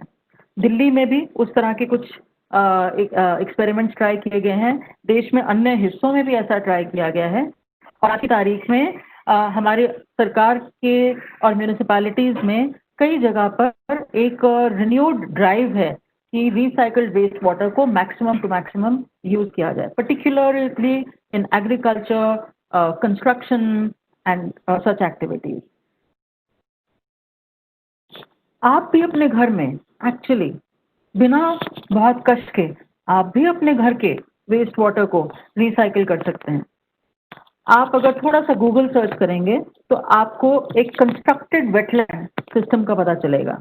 बेसिकली क्या है कि कुछ पौधे हैं, जिन पौधों की जो जड़ें हैं उनकी फाइब्रस रूट्स हैं और उन फाइब्रस रूट्स में बैक्टीरिया की कॉलोनीज डेवलप हो जाती हैं और वो क्या करती हैं कि पानी के अंदर जो गंदगी है वो गंदगी उनका खाना बन जाती है और इसीलिए वो उस गंदगी को ब्रेक डाउन कर जाती है और वो जो पानी जो उस ब्रेक डाउन होने के बाद जो पानी निकलता है उस बेड से, वो पानी साफ होता है, काफी हद तक साफ होता है। इस प्रणाली से आप अप टू 95% गंदे पानी को साफ कर सकते हैं। तो आप अपने भी घर में, एक छोटा सा डायग्राम मैंने इसमें डाला हुआ है, आप मुझे लिख सकते हैं, मैं आपके साथ डिटेल शेयर कर सकती हूँ। आप अपने घर में खुद ही एक फिल्टर बना सकते हैं। पौधे हैं, कोई इसमें इलेक्ट्रिसिटी नहीं लगना, कुछ नहीं, पौधे उगाने हैं तो वो पौधे आप उगाइए और उन पौधों से जो आपके घर का जो सीवेज है, टॉयलेट का पानी है, आप उसको, या जो आपके बाथरूम और नहाने का पानी है उसको आप साफ करके उसका आप आराम से बिना किसी प्रॉब्लम के आप अपने बी ग्रेड यूजर्स में आप उसको यूज कर सकते हैं। इस तरह का ट्रीटेड वेस्ट वाटर जो है वो अधिकांश यूज होता है लैंडस्केप, बेसिकली हॉर्टिकल्चर में, लैंडस्केपिंग में और खेल कूद में। जैसे कि आप जानते हैं कि जो इंडिया गेट में जो पानी भरता, आप जो लोग दिल्ली में रहते हैं शायद आप जानते होंगे कि कुछ समय से इंडिया गेट में वो जो दो वाटरवेज हैं उनमें जो पानी भरा जाता है वो रिसाइकल्ड वेस्ट वाटर होता है। तो रिक्रिएशन के लिए यूज किया जा सकता है, लैंडस्केपिंग के लिए, एग्रीकल्चर के लिए। This is actually the largest possible reuse of recycled water. Bharat में ये कम होता है, पर मुझे लगता है कि ये हमारा फ्यूचर है और हमें अधिक से अधिक इसे प्रमोट करना चाहिए। Also in industrial use and construction, उसमें इस रिसाइकल्ड वेस्ट वाटर को यूज किया जा सकता है। मेरे एक जानकार हैं, एक जलरक्षक हैं, जिन्होंने एक बड़ा अच्छा टर्म कॉइन किया for recycled waste water. She started to call it NPK water. आप में से जो लोग एग्रीकल्चर से जुड़े हुए हैं, आप जानते हैं कि N का मतलब नाइट्रोजन, P का मतलब फॉस्फोरस, K का मतलब पोटेशियम। तो और ये जो तीन न्यूट्रिएंट्स हैं ये प्लांट्स के लिए बहुत ज़रूरी हैं। तो कुछ ऐसी इंडस्ट्रीज हैं जिनका जो वेस्ट वाटर है वो वेस्ट वाटर के अंदर जो वेस्ट है वो एक्चुअली ऑर्गेनिक वेस्ट है और उनको जब हम ट्रीट करते हैं तो वो जो रिसाइकल्ड वेस्ट वाटर है, जो आउटपुट ट्रीटेड वाटर है, उस वाटर के अंदर वो न्यूट्रिएंट्स जो हैं वो गंदगी निकल जाती है पर वो न्यूट्रिएंट्स रह जाते हैं और वो पानी तो एक्चुअली अमृत है पौधों के लिए। तो थोड़ी एहतियात के साथ और थोड़ी कॉशन के साथ यदि हम रिसाइकल और बिना किसी चीटिंग के जो भी रिसाइकल करे और जो भी पानी को साफ करे वो चीटिंग ना करे, उसमें अच्छे तरीके से उसको साफ करें और वो जो अच्छी तरीके से रिसाइकल्ड वेस्ट वाटर है उसको हम बिल्कुल सेफली इन चीज़ों में यूज़ कर सकते हैं with expert advice of course. तो रिसाइकलिंग जो है वो आप अपने घर पर और अपनी इंडस्ट्रीज में कर सकते हैं और उस पानी को यूज कर सकते हैं. That's the third R of water conservation, which is recycle and reuse wastewater. अब आते हैं हम चौथे पर, the fourth R of water conservation, which is recharge groundwater. मेरे हिसाब से ये भारत के लिए स्पेशली बहुत जरूरी है. बेसिकली इसका मतलब क्या है कि बारिश जो है, जैसे कि इनका नेशनल वाटर मिशन का कैच फ्रेज है, catch the rain where it falls when it falls. I hope I got it right. But basically ये है कि बारिश के पानी को आप ऐसे ही बह ना जाने दें, उसको एक बार तो पकड़ लें, उसको उसका जल संचय करें और उसको संभाल कर रखकर एक बार यूज करके फिर उसे डिस्चार्ज करें. तो आप उसको डायरेक्टली भी स्टोर कर सकते हैं या आप उसको ग्राउंड वाटर रिचार्ज कर सकते हैं, अर्थात धरती के अंदर वापस उस पानी को डाल सकते हैं ताकि जब आपको जरूरत हो तब आप ट्यूबवेल के से या एक कुएं से आप उस पानी को पुनः प्रयोग कर सकते हैं. जैसे मैंने कहा, भारत के लिए ये recharge to ground water extremely important है. वो कारण क्या है कि भारत उन देशों में से है जहां पर कि हमारी dependence on ground water is extremely high. 90% of irrigation is done using groundwater, and almost 90 million rural households, almost about 70 to 80% of the drinking water needs of rural India is met by groundwater. Even in urban India आपको मिलेगा कि बहुत सारे ऐसे states हैं, ऐसी cities हैं जहां पर कि 50% या उससे ज्यादा पानी की जो रिक्वायरमेंट है वो ग्राउंड वाटर से फुलफिल हो रही है. तो अगर आप रिचार्ज टू ग्राउंड वाटर नहीं करेंगे तो जो आप हॉरर स्टोरी सुनते हैं, जैसे कि ये हॉरर स्टोरी है कि 54% of India already faces high to extremely high water stress. मतलब यह है कि हमारे जो ग्राउंड वाटर रिसोर्सेज हैं वो हमारी जो उसकी कंजम्पशन है वो उसके नेचुरल रिचार्ज से कहीं ज्यादा है और उस वजह से उसका स्तर जो है साल दर साल नीचे जाता जा रहा है और एक दिन ऐसा आएगा जब वो पानी जो है मिलना बहुत मुश्किल हो जाएगा. So the fourth R of water conservation, recharge to groundwater, means adopt rainwater harvesting to make your country a happy place to live in. इसके बहुत से फायदे होते हैं और पानी का जल का स्तर, जमीन का स्तर रेज, वाटर टेबल रेज करने के अलावा इसका जो और है, अगर आपके खेत में या आपके घर के पास में पानी इकट्ठा हो जाता है, वाटर लॉगिंग हो जाती है, तो अगर आप थोड़ी स्मार्टली प्लान करके रेन वाटर हार्वेस्टिंग करते हैं तो वो पानी जो है आपके खेत में, आपके घर में खड़ा नहीं होगा. आपके ट्यूबवेल जो हैं वो ट्यूबवेल नहीं सूखेंगे, उनमें पानी आता रहेगा. आपको जो हर 2 साल में उसको उसमें नई पाइप डालनी पड़ती है, आपको वो पाइप नहीं डालनी पड़ेगी. उससे भी ज़्यादा इम्पोर्टेंट प्रॉब्लम, पानी की क्वालिटी इंप्रूव होगी क्योंकि बारिश का पानी जो है वो स्वच्छतम पानी है. उसके अंदर वो बिल्कुल क्लीन पानी है. अगर आपका एटमॉस्फेयर बहुत कंटामिनेटेड ना हो तो वो पानी जो है स्वच्छ पानी है. और वो जब आपके ज़मीन के पानी से मिलता है तो उसके अंदर जो कंटामिनेंट्स है वो डाइल्यूट हो जाते हैं और आपके ग्राउंड वाटर की क्वालिटी जो है वो इम्प्रूव हो जाती है. उसके अलावा जब सॉइल में मॉइस्चर रहेगा तो हरियाली रहेगी, हरियाली रहेगी तो बादल आएगा, बादल आएगा तो पानी बरसेगा और ये एक साइकिल है जो आपके जमीन की नमी से वो बन जाता है. तो it ensures natural water availability to plants. और जो लोग थोड़ा पैसे की कैलकुलेशन ज़्यादा करते हैं या तो उनको ये भी जानना ज़रूरी है कि for every 1 metre rise in water table, जब आप एक ट्यूबवेल चलाते हैं तो you save 0.4 almost of electricity is save for every 1 metre rise in water table. तो आप ना केवल पानी बचा रहे हैं बल्कि आप बिजली भी बचा रहे हैं. तो और बाकी आप सब लोग, बच्चे भी स्पेशली, आजकल ग्लोबल वार्मिंग के बारे में बहुत पढ़ रहे हैं.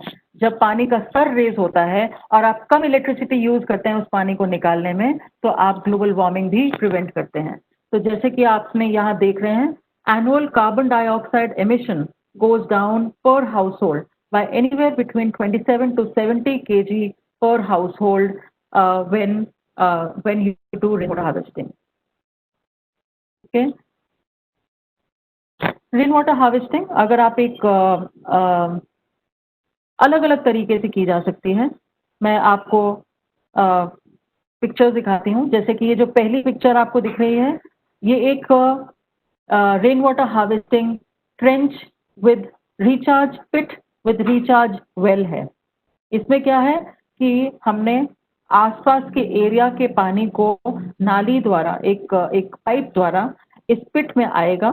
इस पिट में वो पानी साफ होगा और जब वो पानी साफ हो जाएगा तो ये जो आपको बोरवेल दिख रहे हैं, इन बोरवेल के माध्यम से वो पानी जो है जमीन के उस स्तर तक चला जाएगा जिस स्तर से उस एरिया के ट्यूबवेल जो हैं वो पानी निकाल रहे हैं।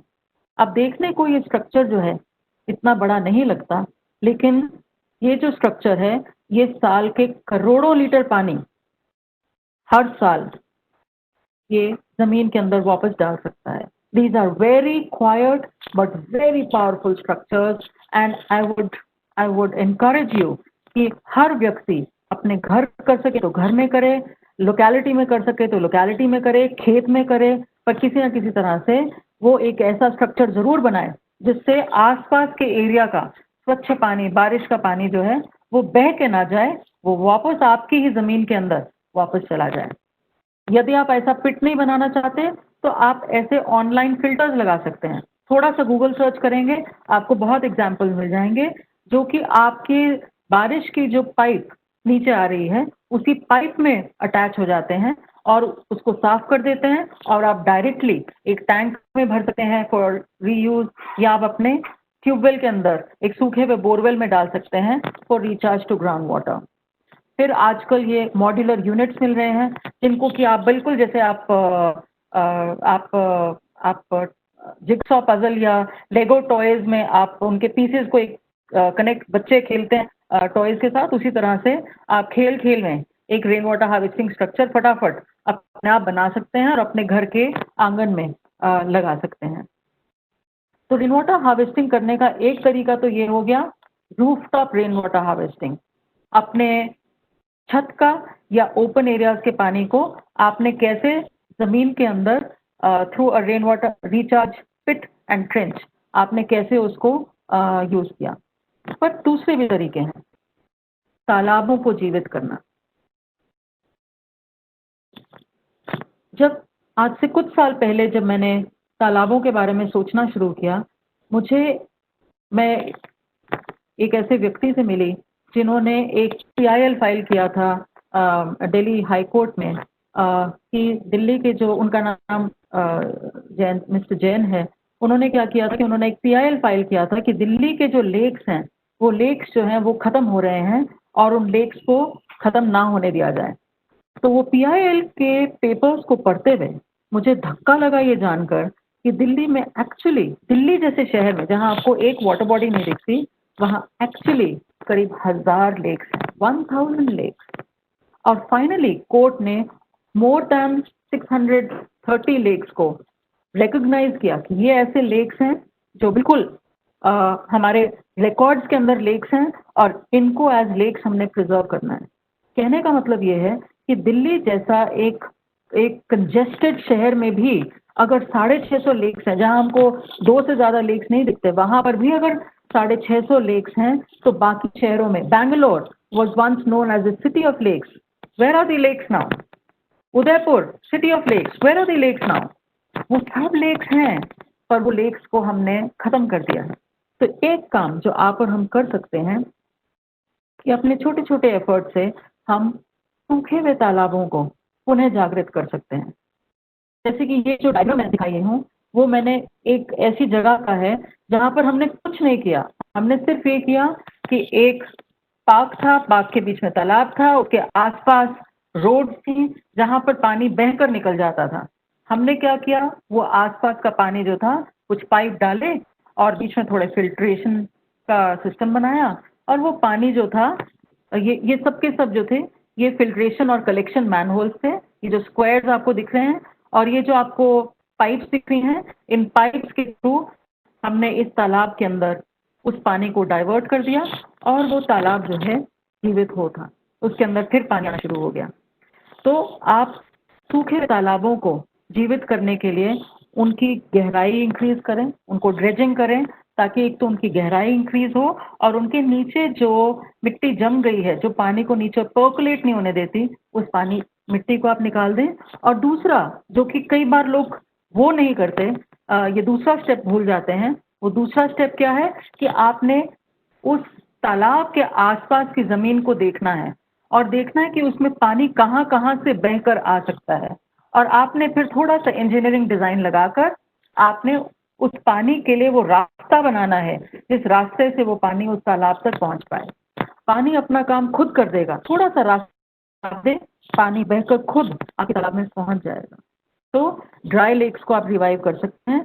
आप अगर फोर्स, हमारी जो संस्था है फोर्स की वेबसाइट पे जाएंगे और अगर आप दिल्ली या आसपास के एरियाज के निवासी हैं तो उसके ऊपर एक मैप है जिसके ऊपर करीब 1000 वाटर बॉडीज मैप्ड है। आपने, अगर आप जहां भी रहते हो, आपने अपने घर के पास की जो वाटर बॉडी है उसको आपने आइडेंटिफाई करना है और आपने अगले हफ्ते भर में उसको जाकर विजिट करना है, देखना है कि उसका हाल क्या है। और फिर आप मुझसे बात करें, मुझे बताइए कि मैं क्या कर सकती हूँ जिससे कि मैं आपकी मदद करूँ उस तालाब को फिर से जीवित करने में। जो ड्राई लेक्स हैं उनके लिए तो आप ये कर सकते हैं, पर बहुत से ऐसे भी तालाब हैं जहाँ पर कि आसपास के एरियाज का गंदा पानी जा रहा है।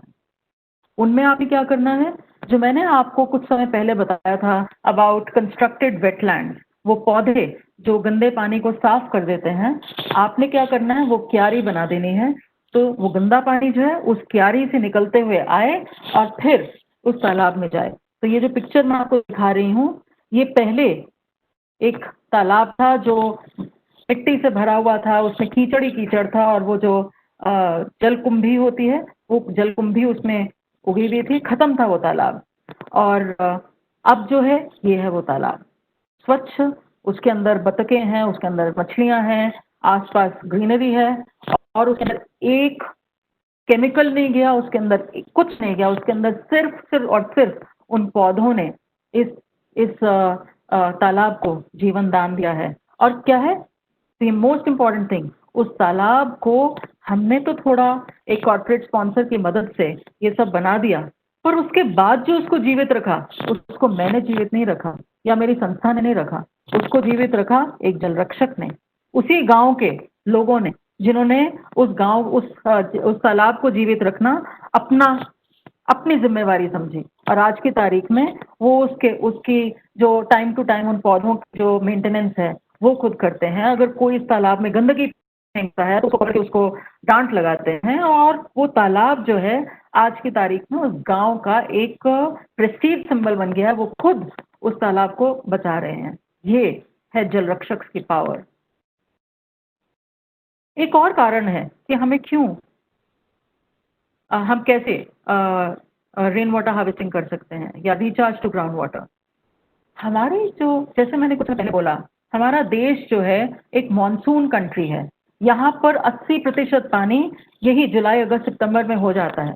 हमारी नदियाँ सारे साल बिल्कुल एक नाले की तरह छोटी छोटी बहती हैं, पर मॉनसून में वो बिल्कुल फैल के एक सुंदर, एक एक पावरफुल एंटिटी बन जाती हैं।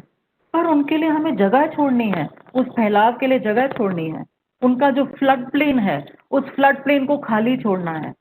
होता यह है कि 8 महीने हमें वो जगह खाली दिखती है और हम ये सोचते हैं क्यों ना यहाँ एक बिल्डिंग बनाई जाए, क्यों ना यहाँ पर एक घर बनाया जाए, क्यों ना यहाँ पर एक फैक्ट्री डाल दी जाए, उस स्पेस को यूज करें। But no, the river needs that space to spread in the monsoon. और वो उसके लिए जरूरी भी है। क्यों? क्योंकि मॉनसून में वो भरकर उस स्पेस को कवर कर लेती है। और फिर क्या होता है, जब मॉनसून का पानी खत्म हो जाता है तो उसी साइड से, उसी जमीन से पानी वापस नदियों के अंदर जाता है। तो नदी के अंदर जो 12 महीने आपको पानी बहते हुए दिखता है, उसमें से कई महीने तो उसके अंदर पानी आइस में नहीं है या बारिश का पानी नहीं है, वो उस जमीन का ग्राउंड वाटर है जो वापस उस नदी के अंदर आ रहा है और उस नदी को जीवित रख रहा है।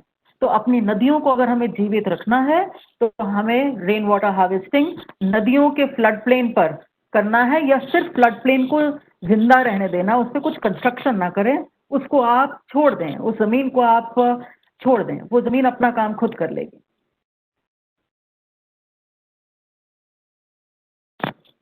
मैं आपके लिए एक टारगेट सेट करती हूँ। आप जितने भी लोग सुन रहे हैं, आपके लिए एक फोल्डेड हैंड से आपसे एक रिक्वेस्ट करती हूँ, ये मेरी तरफ से प्रार्थना है कि इस टारगेट को आप एक्सेप्ट करें। और वो प्रार्थना क्या है? अपनी पानी की खपत आप केवल 10% कम कर दें, just 10%. Calculate and reduce your water use by 10%. You know what that will do? If everybody does that, तो ये होगा कि हम नदियों से जो पानी निकाल रहे हैं 10% कम हो जाएगा। और आपको मालूम है कि एक नदी में जो मिनिमम फ्लो उसको चाहिए जिंदा रहने के लिए, वो 10% चाहिए। दिल्ली शहर में कि मैं निवासी हूँ, बहुत I am happy to be a date, पर एक चीज़ को लेकर मुझे अपने आप पे शर्म आती है कि मेरे शहर में जैसे ही यमुना एंटर करती है, वैसे ही वो बिल्कुल खाली हो जाती है। यमुना में आने वाला एक एक बूंद पानी जो है, वो पानी दिल्ली शहर के निवासियों की प्यास को बुझाने के लिए दिल्ली की सरकार को निकालना पड़ता है। वो विलेन नहीं है, उनको निकालना पड़ता है क्योंकि हमारी डिमांड इतनी है। पर अगर दिल्ली का हर नागरिक 10% अपनी पानी की खपत कम कर देता है, तो 10% पानी कम निकलेगा रिवर से, और शायद वो 10% पानी जो है उस यमुना जी को साल भर के लिए जिंदा रखेगा, बहते रहने देगा, साफ रखेगा।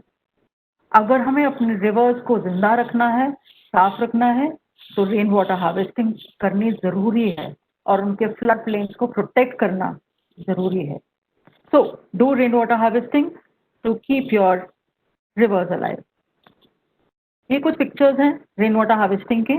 ये केरला की पिक्चर है कि जो कुएं हैं, जो सूखे हुए कुएं हैं, उसमें छतों का पानी उन्होंने डाइवर्ट कर दिया, ये रेन वाटर हार्वेस्टिंग हो गई। ये दिल्ली का पिक्चर है। ये आपको जो दिख रहा है, ये एक ड्राइड अप ट्यूबवेल है, और वो जो ड्राइड अप ट्यूबवेल है, उस ड्राइड अप ट्यूबवेल में आसपास के एरिया के पानी को साफ करके डाइवर्ट किया गया है। तो ये ट्यूबवेल जिसका किसी को कोई यूज नहीं था, वो ट्यूबवेल आज जीवन दान दे रहा है। जिसको आपने राइट ऑफ कर दिया था as an unproductive public asset, आज की तारीख में वो एक जिंदा ट्यूबवेल से ज़्यादा इम्पॉर्टेंट प्रोडक्टिव एसेट है। तो ये एक और एग्जाम्पल हुआ। फिर ये देखिए, आजकल तो हर तरह की चीज़ मिलती है। आजकल ये मिलना शुरू हुआ है, इट्स कॉल्ड वाटर ब्लैडर। और तो क्या है, ये बेसिकली एक तकिए की तरह है। तो साल भर इसको आप फोल्ड करके रख लें, प्लास्टिक का तकिया, और जब बारिशें आएँ उस वक्त आप उसको खोल के रखते हैं और अपनी छत के साथ अटैच कर दें। तो क्या होगा, छत का पानी इसमें स्टोर हो जाएगा और आप उसके इस आउटलेट से आप उसको यूज़ कर सकते हैं। कोई स्पेस आपकी यूज़ नहीं हुई, सारे साल भर में कुछ कंस्ट्रक्ट करने की ज़रूरत नहीं है। सिर्फ ये आपने बारिशों के टाइम में निकाला, यूज़ किया, फिर फोल्ड अप करके वापस रख दिया। तो ये है। या आप ऐसी एक टंकी लगा सकते हैं जिसमें बारिश का पानी साफ होकर इसमें आप स्टोर करके रख सकते हैं। या जैसे आप ये देखिए, एक छाता है जिसको आपने अपने ग्राउंड में रख दिया, उसके नीचे टंकी रख दी, वो पानी जो है इकट्ठा करके इसमें डाल देगा। ऐसे कई एग्जाम्पल्स हैं।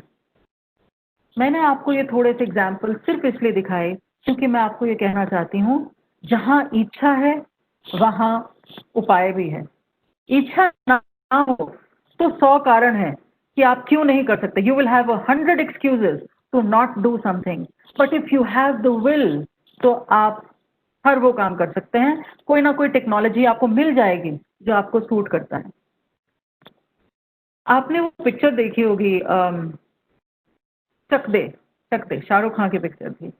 तो उसमें वो लड़कियों की एक जो हॉकी की टीम है, तो वो हॉकी की टीम जो है वो उसको उनके कोच के तौर पर वो उनको ट्रेन करते हैं और फिर वो वर्ल्ड कप के जीत कर आते हैं। उसमें एक सीन है, आई डोंट नो आप में से कितने लोगों ने वो देखी है पिक्चर, पर मैं थोड़ी सी शाहरुख खान की फ़ैन रह चुकी हूँ, तो देखी है मैंने पिक्चर। तो उस पिक्चर में एक सीन है। तो उस सीन में क्या होता है कि शाहरुख खान और एक और जो उनके असिस्टेंट हैं, वो शाहरुख खान को बेसिकली रिज़ाइन करके जा रहे हैं और वो इन सब लड़कियों को मैकडॉनल्ड्स में एक ट्रीट देने, एक ऐसे फेयरवेल ट्रीट देने के लिए लेकर जाते हैं। तो वहाँ पर कुछ लड़के जो हैं वो टीम की कुछ लड़कियों के साथ छेड़खानी करते हैं, और वो जो लड़कियों को धीरे धीरे करके गुस्सा चढ़ता है, और फिर क्या होता है कि वो सारी लड़कियां जो हैं वो उन लड़कों की खूब पिटाई करती हैं, पूरे मैकडॉनल्ड को तहस-नहस कर देती हैं, पर उन लड़कों की इतनी पिटाई करते हैं कि उस दिन के बाद आई एम श्योर वो लड़के जो है किसी लड़की की तरफ आंख उठा के नहीं देखेंगे। और उस सब के दौरान शाहरुख खान हीरो, हीरो मतलब it was so disappointing, hero बैठे हुए हैं जैसे कि उनको कुछ करना ही नहीं है, ही वाज सो डिसअपॉइंटिंग। पर फिर हीरो साहब जो हैं वो, जब उनको वो जो उनकी असिस्टेंट उनको धक्का देती हैं कि सर कुछ कीजिए, लड़कियों की मदद कीजिए, तो ही सेज ना, इनको करने दो। एंड देन ही सेज, आज पहली बार मुझे इसमें इनमें नियत दिख रही है। जीतने के लिए ताकत से ज्यादा नियत की जरूरत होती है, और मेरी हार्टफेल्ट डिजायर ये है कि आज मुझसे बात करने के बाद आप में वो नियत पैदा हो जाए कि आप जल रक्षक बनना चाहते हैं। कैसे बनना है, क्या करना है, अरे गूगल से आपको सब इंफॉर्मेशन मिल जाएगी। मुझे लोगों की जरूरत नहीं है, तो सिर्फ और सिर्फ नियत की जरूरत है। तो ये जितनी भी टेक्नोलॉजीज हैं, अगर आपकी नियत है तो आपके लिए एक टेक्नोलॉजी अवेलेबल है। आंख खोलिए, हाथ बढ़ाइए, और आपको वो टेक्नोलॉजी मिल जाएगी। और हाँ, एक चीज याद रहे, जब आप ग्राउंड वाटर रिचार्ज कर रहे हैं तो जमीन के अंदर गंदा पानी नहीं जाना चाहिए, इसलिए नो पोल्यूटेंट्स। वो जो केयर फॉर वाटर जो मैंने पहले कहा था, उसका रोल यहाँ आता है कि आपने गंदगी नहीं जाने देनी, आपने क्लीन रखना है पानी को, आपने नालों को साफ रखना है।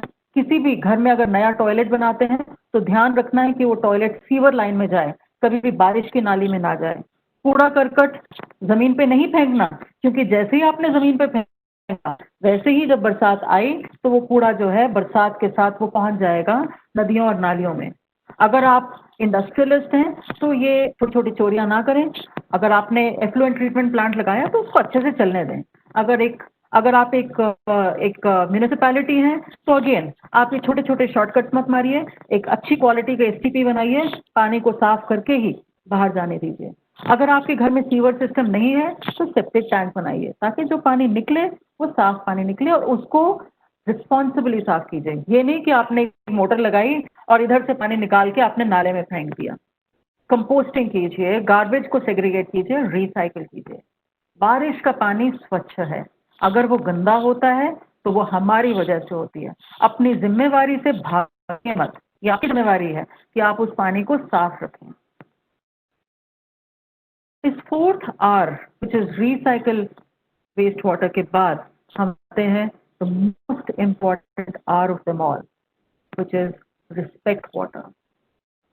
भारत की संस्कृति ऐसी है जिसमें हमें इज्जत करना, इज्जत को लाइकिंग से या प्रेम से ऊंचा दर्जा दिया गया है। हमें ये कहा जाता है कि हमें जिसकी हम इज्जत करते हैं उसका दर्जा जिससे हम प्रेम करते हैं उससे ऊंचा है।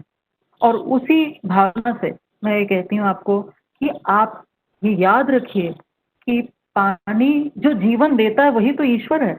तो अगर पानी जीवन देता है तो उससे बढ़कर ईश्वर कौन सा होगा?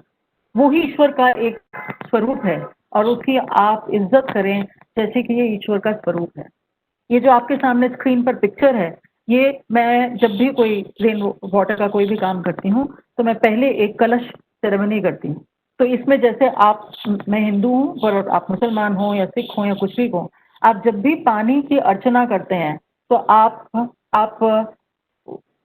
पानी एक बहुत रिस्पेक्ट से उसको आप अपनी प्रतिमा के सामने या उसको करते हैं। बस उसी तरह से हमारी इस कलश सेरेमनी में हर वो व्यक्ति जो उस पानी को जल संचय की उस मुहिम में हमारे साथ जुड़ा हुआ है, हर वो व्यक्ति जो है बड़े ही प्रेम और आदर के साथ इस एक जल की अर्चना देते हैं इस बीच वाले कलश को। और ये जो बीच का कलश है ये सिंबलाइज करता है द ड्राई अर्थ, कि हमारी वो धरती जो सूख चुकी है उसको हम बहुत ही प्रेम से, बहुत ही इज्जत से उसको हम पानी की अर्चना दे रहे हैं, क्योंकि अब हम एक कार्य शुरू करने लगे हैं उसके अंदर फिर से उसकी उसकी जो रिजर्व्स हैं उसको पानी से भरने के लिए।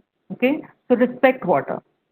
वैसे हमारी जो संस्कृति है, हमारी संस्कृति या हमारे जो ट्रेडिशंस हैं, हमारे ट्रेडिशंस में हमारे बड़े बूढ़ों ने हमें रिस्पेक्ट करना सिखाया है। जब आप गुरुद्वारे में जाएंगे तो आप अपने हाथ और पैर धोकर जाएंगे। क्यों? पानी में डालने से क्या आपके पैर साफ हो गए? इसलिए साफ हो गए क्योंकि हमारे गुरु ये मानते हैं कि पानी स्वच्छ करता है, हर पाप, हर दुख, हर चीज को धो देता है। जब हम हमारी हिंदुओं में जब पूजा हो जाती है, पूजा के बाद आप क्या करते हैं? वो जो पानी है, जल का छिड़काव करते हैं। क्यों? क्योंकि ये पानी जो है, अब ये पानी जिसके ऊपर पड़ गया उसका सब पाप धुल गए। जब हमें अपने पाप धोने होते हैं तो हम गंगा जी में जाके स्नान करके आते हैं। क्यों? गंगा जी का पानी हमारे पापों को धो देता है। इतनी स्वच्छता है उसमें कि वो पानी हमारे पापों को धो देता है। ये सब कहकर हमारे जो बड़े बूढ़े थे ना, वो हमें समझाने की कोशिश कर रहे थे कि पानी बहुत इम्पोर्टेंट, हमारे जीवन के लिए बहुत इम्पोर्टेंट रिसोर्स है।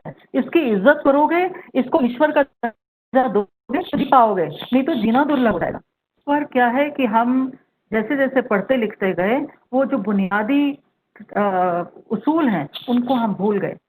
आज भी जब दीपावली होती है तो घर की महिलाएं जो हैं वो कुआं ढूंढती हैं कि किस कुएं में जाकर मैं एक दीप जलाऊं।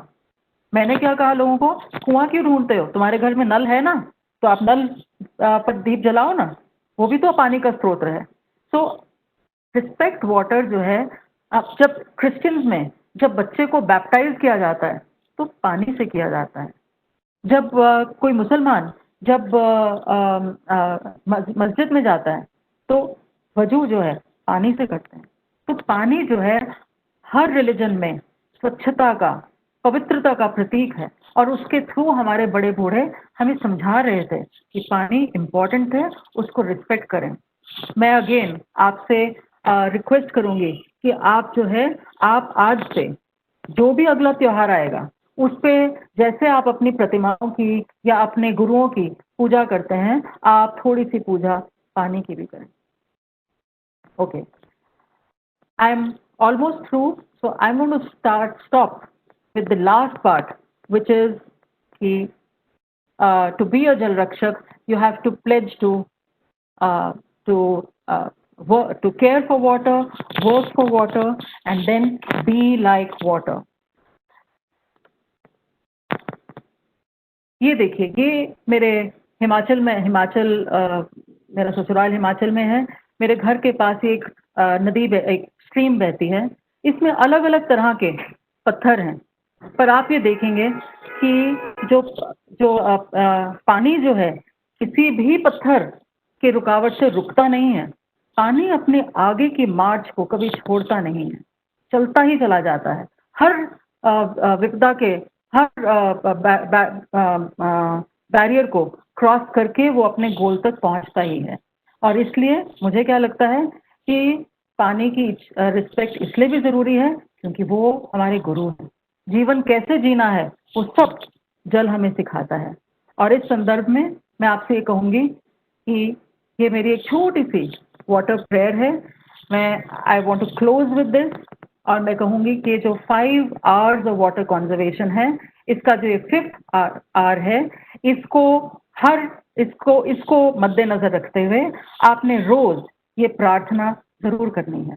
और प्रार्थना ये है, ओम जलः नमो नमः, ज्ञान सागर जलः नमो नमः, सर्वव्यापक जलः नमो नमः, गुरुवं जलः नमो नमः। With this, I would like to thank you all for giving me your time, your attention, and I want you all to be a Jal Rakshak by following the 5 R's of water conservation, which is reduce wastage, reuse used water, recharge to groundwater, recycle wastewater, and most important, respect water. Namaskar.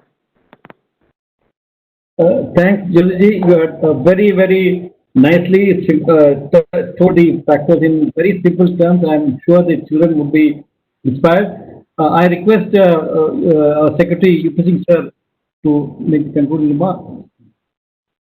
Kindly close the slide share. Okay. अब ज़्यादा समय भी नहीं रहा, इसलिए मैं बहुत संक्षेप में कुछ बातें कहना चाहूँगा। सबसे पहले तो मैं ज्योति जी को बहुत बहुत धन्यवाद देना चाहूँगा। उन्होंने केवल विस्तार में ही बातें नहीं बताई, बड़े सिंपल ढंग से बातें बताई और बहुत ही उपयोगी बातें बताई। जब मैंने 2019 में इसकी परिकल्पना की थी वाटर टॉक की, that was, as Ashok said, कि first water talk was delivered on World Water Day on 22nd of March 2019। तो मुझे भी आइडिया नहीं था कि हम इसको कितने दिन तक ले जाएंगे और ये हमारे लिए कितना लोगों के लिए उपयोगी होगा, इसकी रीच कितनी बढ़ेगी। लेकिन मुझे खुशी है कि एक्सेप्ट 2 महीने मार्च और अप्रैल में, जब हम कोरोना के समय हम लोगों ने 2 ही महीने ये वाटर टॉक नहीं चला पाए थे। उसके बाद हम लोगों ने फिजिकल वाटर टॉक से स्विच ओवर किया ये वर्चुअल प्लेटफॉर्म पे, और थोड़ी सी टेक्नोलॉजिकल ग्लिचेज होती हैं। आज भी शुरू में थोड़ी टेक्निकल ग्लिचेज थी, थोड़ी आवाज़ भी 1-2 बार ज्योति जी की पूरी अच्छी से नहीं सुनाई पड़ रही थी, कुछ कनेक्टिविटी इशूज भी रहे होंगे। लेकिन इसके बाद सबसे बड़ी अच्छी बात यह है कि इससे हम ज़्यादा से ज़्यादा लोगों के पास पहुँच पा रहे हैं, और हम देख रहे हैं कि हर बार जो है हमको ज़्यादा से ज़्यादा लोगों तक पहुँच पा रहे हैं। और इस बार विशेषकर उसके लिए मैं धन्यवाद डायरेक्टर CBSE को भी देना चाहूँगा कि इस बार हमने कोशिश की है कि जो स्कूल्स के शिक्षक हैं या स्टूडेंट्स हैं वो ज़्यादा से ज़्यादा कैसे जुड़े। क्योंकि मेरा अपना मानना है कि पानी के बारे में, मैं तो 4 साल से करीब इसी मंत्रालय में काम कर रहा हूँ, पहले भी मैंने पानी के ऊपर काम किया था। तो मुझे ऐसा लगता है कि पानी के बारे में हमारी जानकारी जो है वो बहुत कम है। और जैसे किसी को पूछा जाए कि भाई एक्यूफर क्या होता है, अब हम लोगों से कितने लोगों को पता होगा? हम लोगों में से बहुत लोग सोचते हैं कि पानी अथाह जो है समुद्र के, इस धरती के नीचे अथाह पानी है, हम इसको जब चाहें हम उसको निकालते जाएंगे, जितना चाहें निकालते जाएंगे। बट ऐसा है नहीं। एक्यूफर क्या होता है, एक्यूफर में कितना पानी है, बहुत सारी ऐसी चीज़ें हैं जो कि जानने की ज़रूरत है एक्चुअली, जो हमारे पास नहीं है। तो मुझे लगता है कि वाटर टॉक में खासकर हमने ऐसे लोगों को बुलाने की कोशिश की है जिन्होंने एक तो ग्राउंड पे काम किया हो और बहुत सहज भाषा में लोगों को समझा सकेंगे। कई बार हम यहाँ पे टेक्निकल और वाटर साइंटिस्ट को भी बुला सकते हैं, बट कई बार उनकी बातें जो हैं वो आम लोगों के लिए उतनी उपयोगी नहीं होती हैं। आज तो वैसे ज्योति जी ने सारा कुछ ही कवर कर लिया। उन्होंने शुरू में आपको बताया कि वाटर अवेलेबिलिटी की बात, क्योंकि कई बार क्या होता है ना, जब हम बात करते हैं कि पर कैपिटा वाटर अवेलेबिलिटी घटती जा रही है, तो कई लोग सोचते हैं कि इसका कारण क्या है। अब जैसा कि उन्होंने पहले बताया कि पहले बताया कि भाई कितना वाटर जो है, only 3% of the total water on this earth is basically a fresh water, and that too most of that is basically in glaciers and snow caps में ही है। तो very small quantity of water is available with us, और वो पानी बढ़ नहीं रहा है और पानी वैसे ज़्यादा घट भी नहीं रहा है। लेकिन जैसा इन्होंने बताया, पानी की डिमांड बढ़ रही है। पर कैपिटा इनकम, आज अगर स्टूडेंट्स हैं तो हम सब लोग निकालते हैं कि भाई न्यूमरेटर में क्या है, डिनोमिनेटर में क्या है। अब न्यूमरेटर में जो पानी की क्वांटिटी थी वो तो वही है जो 50 साल पहले भी थी, 100 साल पहले भी थी। लेकिन केवल आज़ादी के बाद से हमारा पॉपुलेशन 4 गुना बढ़ गया है। तो अगर हम डिनोमिनेटर 4 गुना बढ़ा दें तो जो क्वोशेंट आएगा जो वो 1/4 हो जाएगा। So naturally, whatever water was available, let's say per capita 50 years back, now we have only 1/4 of that available. The other is the fact that उन्होंने जो बताया आपको कि भाई हमारे इंडिया में 4% फ्रेश वाटर अवेलेबल है वर्ल्ड का, बट हमारे पास 18% वर्ल्ड की पॉपुलेशन है, हमारे पास 17% वर्ल्ड की कैटल पॉपुलेशन है। They all need water actually. एक उन्होंने बड़ा अच्छा कंसेप्ट लाया जो कि बहुत कम लोग बताते थे। She brought this concept of rainfall per day per person. हम ये बात करते हैं कि हम पर डे हमारा कितना LPCD, तो कहते हैं litre per capita per day, जो हम शहरों में बात करते हैं 135 litre per capita per day, और रूरल एरियाज में हम बात करते हैं 50-60 litre per capita per day water की अवेलेबिलिटी हमें सुनिश्चित करनी है।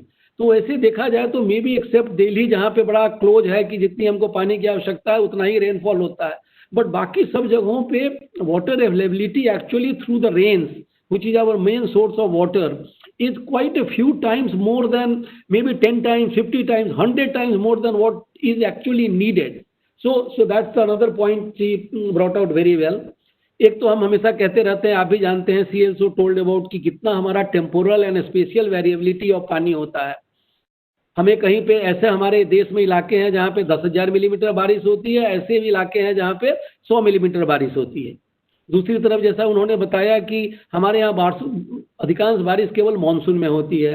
मानसून में भी पहले रेनी डे ज़्यादा होते थे, लेकिन क्लाइमेट चेंज का इम्पैक्ट ऐसा हुआ है कि number of rainy days are coming down, but जिस दिन मतलब pours basically downpours, but जो पहले बारिश धीरे धीरे बारिश होती थी जिससे पानी के अंदर, जमीन के अंदर भी पानी जा पाता था, वैसी बारिश ना हो के 1 घंटे में 300 मिलीमीटर 200 मिलीमीटर बारिश होती है और उसका इम्पैक्ट आप सब लोग देख ही पा रहे हैं, जान ही पा रहे हैं. इन्होंने एक और बड़ी अच्छी बात बताई कि ठीक है, पानी सबका अधिकार होना चाहिए.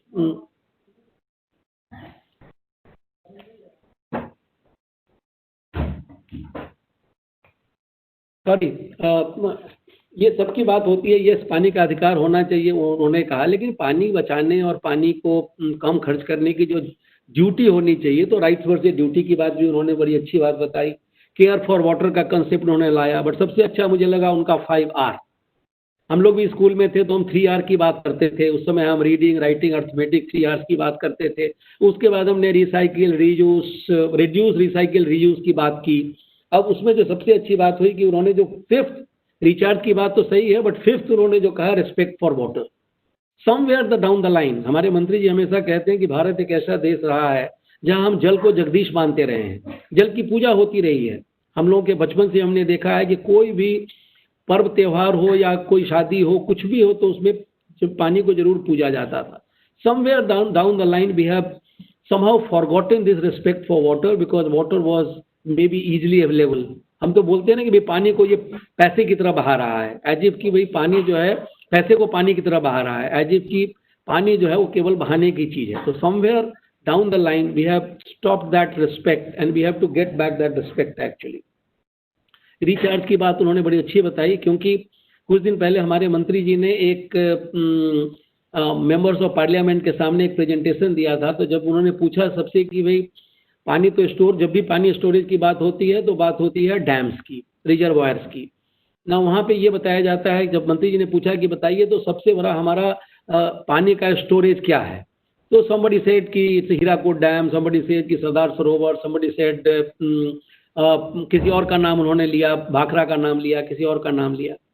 तो मंत्री जी ने कहा कि नहीं, सबसे बड़ा स्टोरेज हमारा जो है वो धरती के नीचे है, जो ग्राउंड वाटर है, because all the reservoirs in India put together, and mind you India has very large number of large reservoirs और डैम्स. एक्चुअली जो हमारे पास टोटल केवल चाइना और यूएसए को छोड़ दिया जाए तो we have 3rd highest number of large dams in India, but capacity, storage capacity of all the dams put together is less than storage capacity of the ground. लेकिन ground water का क्या दिक्कत है, ग्राउंड वाटर चूंकि visible source नहीं है, invisible source है, उसकी हम उतनी महत्ता नहीं जान पाते हैं जितना जानना चाहिए. लेकिन उन्होंने कुछ स्टैटिस्टिक्स भी बताया है कि कैसे 85% रूरल एरियाज में, 50% अर्बन एरियाज में, 65% इरिगेशन की नीड्स, ये सब ग्राउंड वाटर से पूरी होती है. लेकिन जो ग्राउंड वाटर हमारे लिए कभी समस्या का समाधान उभर के आया था, जिसने हरित क्रांति में इतना योगदान दिया, जिसके चलते हम आज के दिन में food sufficiency, food grain sufficiency पे हैं, वही ग्राउंड वाटर आज हमारे लिए चिंता का भी विषय बन चुका है. बिकॉज बहुत सारे एरियाज हैं जहाँ पे हम जितना पानी जमीन के अंदर डाल रहे हैं उससे 2 गुना 3 गुना पानी निकाल रहे हैं. तो ये सस्टेनेबल ज़्यादा दिन तक नहीं हो सकता है. तो उन्होंने बड़ी अच्छी बात बताई. 2-4 और जो छोटी छोटी बातें बताई जिसको at times we do not know, and that's why it's necessary. Flood plains, हम अधिकांश लोग नहीं समझते हैं कि फ्लड प्लेन्स क्यों जरूरी है, फ्लड प्लेन्स को प्रोटेक्ट करना क्यों जरूरी है. वो केवल फ्लड को मोडरेट करने के लिए, every river needs its room. हम रूम फॉर रिवर का जो कंसेप्ट है, अगर हमने जो actually belongs to the river, flood plains belongs to the river, it doesn't belong to us, but हमने उसको भी अपना अधिकार मान लिया है. वही नदी का भी तो अपना अधिकार होना चाहिए. तो उन्होंने जैसे फ्लड प्लेन्स की बात बताई, वेटलैंड्स की बात बताई. कई बार हम लोग नहीं समझ पाते हैं कि वेटलैंड्स का क्या महत्व है. तो मेरा ये रिवर एजुकेशन की उन्होंने बात बताई. मैं भी जब शुरू में जब मैंने गंगा में director general national mission for clean Ganga के रूप में अपना योगदान दिया था, तो मुझे नहीं समझ में आया था कि भाई ये ग्राउंड वाटर एब्स्ट्रैक्शन का ये रिवर रिजुवनेशन से क्या मतलब है। देखिए नदियां साफ कैसे रहेंगी, नदियों में साफ होने के लिए ठीक है उसमें वेस्ट मटेरियल ना जाए, लेकिन सबसे बड़ी जरूरी चीज है कि नदियों में पानी हो। River is that which flows, something which does not flow is not a river, and by that stretch of definition, or by that definition, Yamuna in Delhi for 8 months does not remain a river, because we don't have water which flows down the Vajirabad barrage for 8 months of the year. तो अब वो पानी आता कहाँ है? लीन season में आपने तो सुना कि मानसून में जो है वो ढेर सारी बरसात होती है, वो फ्लड भी ले आती है, सब जगह बढ़ जाता है, और उसके कुछ दिन बाद ही 8 महीने तक पानी नहीं रहता है। तो ये जो पानी स्टोर होके अंडरग्राउंड स्टोर होके रहेगा, फ्लड प्लेन्स में स्टोर होके रहेगा, वेटलैंड में स्टोर होके रहेगा, वो पानी ही वापस नदी में आता है, और नदी का अगर फ्लो होगा तो reverse have self cleaning property है। एक्चुअली रिवर्स को ज़्यादा आपको क्लीन करने की जरूरत नहीं है, अगर उसमें अगर पानी हो, पानी होना नदियों के लिए सबसे जरूरी है। इसलिए हम केवल निर्मल गंगा की बात, जब नमामि गंगे प्रोग्राम में भी हम निर्मल गंगा की जब बात करते हैं तो उसके साथ में हम अविरल गंगा की बात भी साथ में इसीलिए करते हैं। एक बहुत अच्छी बात उन्होंने बताई कि अब तक जब भाई हम पानी की बात करते हैं तो हम केवल सप्लाई साइड मैनेजमेंट की बात करते हैं, हम डिमांड साइड मैनेजमेंट की बात बहुत कम करते हैं। अब आप समझ ही रहे होंगे, सप्लाई साइड का मतलब है कि अपने इनकम को जैसे घर में बढ़ाना हुआ, और डिमांड साइड का मतलब हुआ खर्चे को कम करना। तो हो सकता है दोनों में आप काम कर सकते हैं, सप्लाई साइड का भी कर सकते हैं, जैसे उन्होंने कहा कि वाटर हार्वेस्टिंग करके ज़मीन के अंदर डाल के, वो सप्लाई साइड मैनेजमेंट है। बट उन्होंने जो डिमांड साइड मैनेजमेंट में बड़ी छोटी छोटी बातें बताई, वो जो 5 आर्स में से कई सारे जो रिड्यूस है या रीयूज है, रिसाइकिल है, they are all basically demand side management. तो उन्होंने डिमांड साइड मैनेजमेंट की बात बड़ी अच्छी बताई। एक उन्होंने बड़ी अच्छी बात बताई कि भाई हम कई बार क्या होता है, हम सिनिकल हो जाते हैं। वो मुझे बहुत सही बात लगी कि कई बार हम सोचते हैं कि नहीं, हर आदमी डूम्सडे प्रेडिक्ट करना चाहता है। एक जगह हर जगह यही बात होती थी कि भाई 2020 में 21 cities in India will run out of ground water। ऐसा कुछ हुआ नहीं है, कोई भी शहर जो है has not fortunately run out of ground water, but I am not saying it is a matter of complacency, but we should treat it not emergency, we should treat it with an urgency। और कोई कारण नहीं है कि अगर हम सब कोशिश करें, सरकार की कोशिश हो, राज्य सरकारों की कोशिश हो, केंद्र सरकार की कोशिश हो, जिला प्रशासन की कोशिश हो, नॉन गवर्नमेंट ऑर्गेनाइजेशंस की कोशिश हो, आपके इंडिविजुअल्स जो जल वाटर वॉरियर्स या जल रक्षक हैं, उन सब की कोशिश हो, तो कोई कारण नहीं है कि हम जिसकी बात की जा रही है कि नहीं ऐसा हो जाएगा वैसा हो जाएगा, ऐसा कुछ नहीं होगा। मैं तो हमेशा ही कहता हूं कि आज विद्यार्थी भी हैं तो उनको यही कहूंगा कि मुझे 2 लाइन याद आती हैं कि लोहे के पेड़ हरे होंगे, लोहे के पेड़ हरे होंगे, तू गान प्रेम का गाता चल, होगी यह नम मिट्टी जरूर आंसू के कण बरसाता चल। तो अगर हम सब लोग इसमें काम करेंगे, और जो माननीय प्रधानमंत्री जी ने मन की बात में, जो आपको याद होगा, आप लोगों में से अधिकांश लोग मन की बात जरूर सुनते होंगे, वो हर महीने अंतिम रविवार को 11 बजे से प्रधानमंत्री जी जब अपने मन की बात करते हैं, तो जब दूसरी बार सरकार बन के आई और दूसरी बार हमारे प्रधानमंत्री जी ने प्रधानमंत्री पद का दायित्व ग्रहण किया, तो उन्होंने जो सबसे पहले मन की बात में जिस विषय पर उन्होंने सबसे ज़्यादा समय दिया था, वो था बेसिकली जल संरक्षण पे। उन्होंने बताया कि हमारे यहाँ कितनी जल संरक्षण की समृद्ध परंपरा रही है, और उस परंपरा से हमें सीख लेनी चाहिए, और कैसे हमको, उन्होंने कहा था कि जल आंदोलन को एक जन आंदोलन बनाना है। आपको याद होगा जल शक्ति अभियान या कैच द रेन कैंपेन अभी का जो है, ये सब बेसिकली उसी के उदाहरण है कि हम कोशिश कर रहे हैं कि हम ज़्यादा से ज़्यादा लोगों को पानी से जोड़ें। पानी केवल लोगों के चिंता का विषय नहीं, लोगों के चिंतन और चेतना का विषय बनना चाहिए। तो इस हिसाब से मुझे लगा, और अच्छी बात है कि आज ज़्यादा से ज़्यादा लोग जुड़ रहे हैं, और हम भविष्य में भी आपको ऐसे लोगों से रूबरू कराएंगे जिन लोगों ने पानी के लिए अच्छा काम किया है। और जानबूझकर हमने कुछ जगहों पे ऐसा होता है कि कई बार लोग माना जाता है कि सरकार एक अलग है और नॉन गवर्नमेंट ऑर्गेनाइजेशन एक अलग है। हमारे तो देखा जाए तो पिछले 4-5 वक्ता जो रहे हैं वो सारे के सारे नॉन गवर्नमेंट ऑर्गेनाइजेशन से रहे हैं। ऐसा नहीं है, साथ में हमने दूसरी भी चीज़ें की है। कल भी शाम 3 बजे से 3:30 बजे से लेकर 5 बजे तक एक दूसरे प्लेटफॉर्म पे 3:30 to 5 we have brought 4 district magistrate और district collectors who would be talking about their initiatives, जो उन्होंने अपने जिले में पानी की वाटर सिक्योरिटी को वो इंश्योर करने के लिए जो किया है उसकी वो बात करेंगे। तो अलग अलग स्तरों पे काफ़ी कुछ काम हो रहे हैं, लेकिन जैसा कि मैं हमेशा कहता हूँ कि हमारा देश जो है वो बहुत बड़ा देश है। हमारे देश की समस्याएं बहुत बड़ी हैं। हमारे देश में की मतलब बहुत ही डाइवर्स भी हमारा कंट्री है। तो 10, 20, 50, 100 एग्जाम्पल से काम नहीं चलेगा। हम 50 गाँवों को अगर वाटर सिक्योर कर दे तो उससे काम नहीं चलेगा। हमारे पास तो 7 लाख गाँव हैं एक्चुअली, जिनको हमें वाटर सिक्योर करना है। तो मैं यही अंत में कहना चाहूँगा, क्योंकि आज समय नहीं रहा और मुझे लगता है कि आज हम जो पहले हम एक क्वेश्चन आंसर करते थे, बिकॉज कई बार तो स्पीकर ऐसे होते थे कि वो आधा घंटा से ज़्यादा नहीं बोलते थे। आज अच्छी बात है कि ज्योति जी ने उस समय का पूरा उपयोग किया है, तो आज शायद हम क्वेश्चन आंसर ना ले पाएँ, लेकिन कई सारे सजेशंस मैं देख रहा था वो बड़े अच्छे आ रहे थे। जो अभी सजेशंस आए हैं Q&A में हम ना भी ले पाएँ, जैसे बताया गया कि भाई क्या ये हम आज के स्लाइड प्रेजेंटेशन है, क्या इनको हम सारे स्कूलों के साथ शेयर कर सकते हैं? अच्छी बात होगी। हम चाहे वो जितने भी मतलब हम स्कूलों के साथ ज़्यादा से ज़्यादा स्कूलों के साथ इस प्रेजेंटेशन को शेयर करें।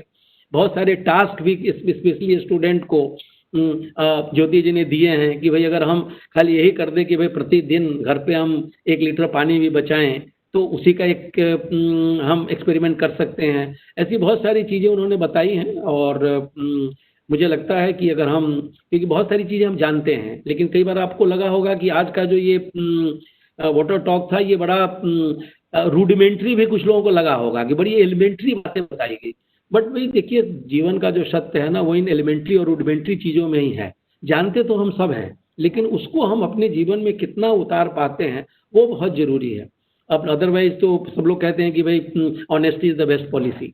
तो लेकिन what is more important is that you have to be honest. So similarly we know the importance of water. आप जो स्टूडेंट हैं, हमने भी जब स्कूल में पढ़ाई शुरू की थी, मतलब चौथे पाँचवें किसी क्लास में थे, तो हमें भी पढ़ाया गया था कि रहीमन पानी राखिए, बिन पानी सब सून, पानी गए न उबरो, मोती मानुष चून। तो पानी की महत्ता, जल ही जीवन है, हर जगह लिखता है वाटर इज लाइफ। इनफैक्ट ये भी आपको पढ़ाया जाता है कि अगर इस पृथ्वी पे अगर लाइफ है, अगर मानव जाति है, तो उसका एकमात्र कारण जो जो जो है वो है कि यहाँ पे पानी उपलब्ध है actually. So I'm sure that the today's talk had been useful, particularly to the students and the teachers, and I do hope that जैसा उन्होंने बताया, जैसे कहते हैं each one teach 10 टाइप की चीज़ें, तो एक भी आदमी अगर सुनेगा, ये मैसेज 10 लोगों तक पहुंचाएगा, तो we will feel कि our effort for this water talk has been fruitful.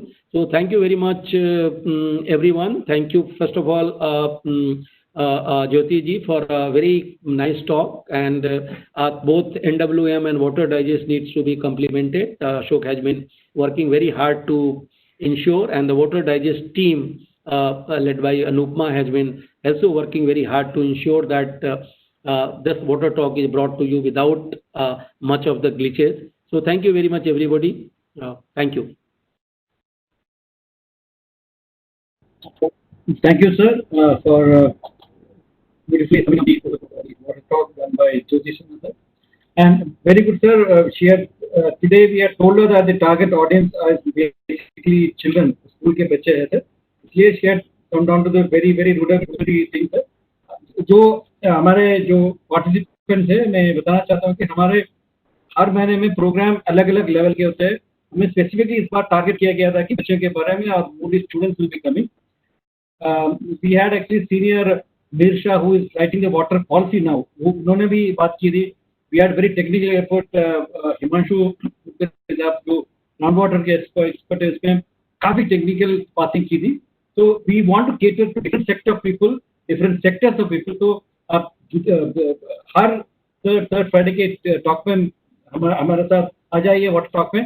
Sir आज के आंकड़े बताया sir, nearly 70,000 people are there in various platform. Sir हमारा 11 मिनिस्ट्री का प्लेटफॉर्म है और ये इनके प्लेटफॉर्म है, सब मिला के about 70,000 people are were watching this programme today. Sir so Jyoti ji, it was very good, you had the record. तो here the first one that was about 70,000 people. That's very nice, and I request all people who participated today to carry the message back. आप जैसे ज्योति जी ने और secretary ने बताया, आप और एक आदमी और 10 आदमी को इसमें वाटर के बारे में बताइए, and make them water warriors, because ये सबसे बड़ी चीज है कि you have to get the water conservation.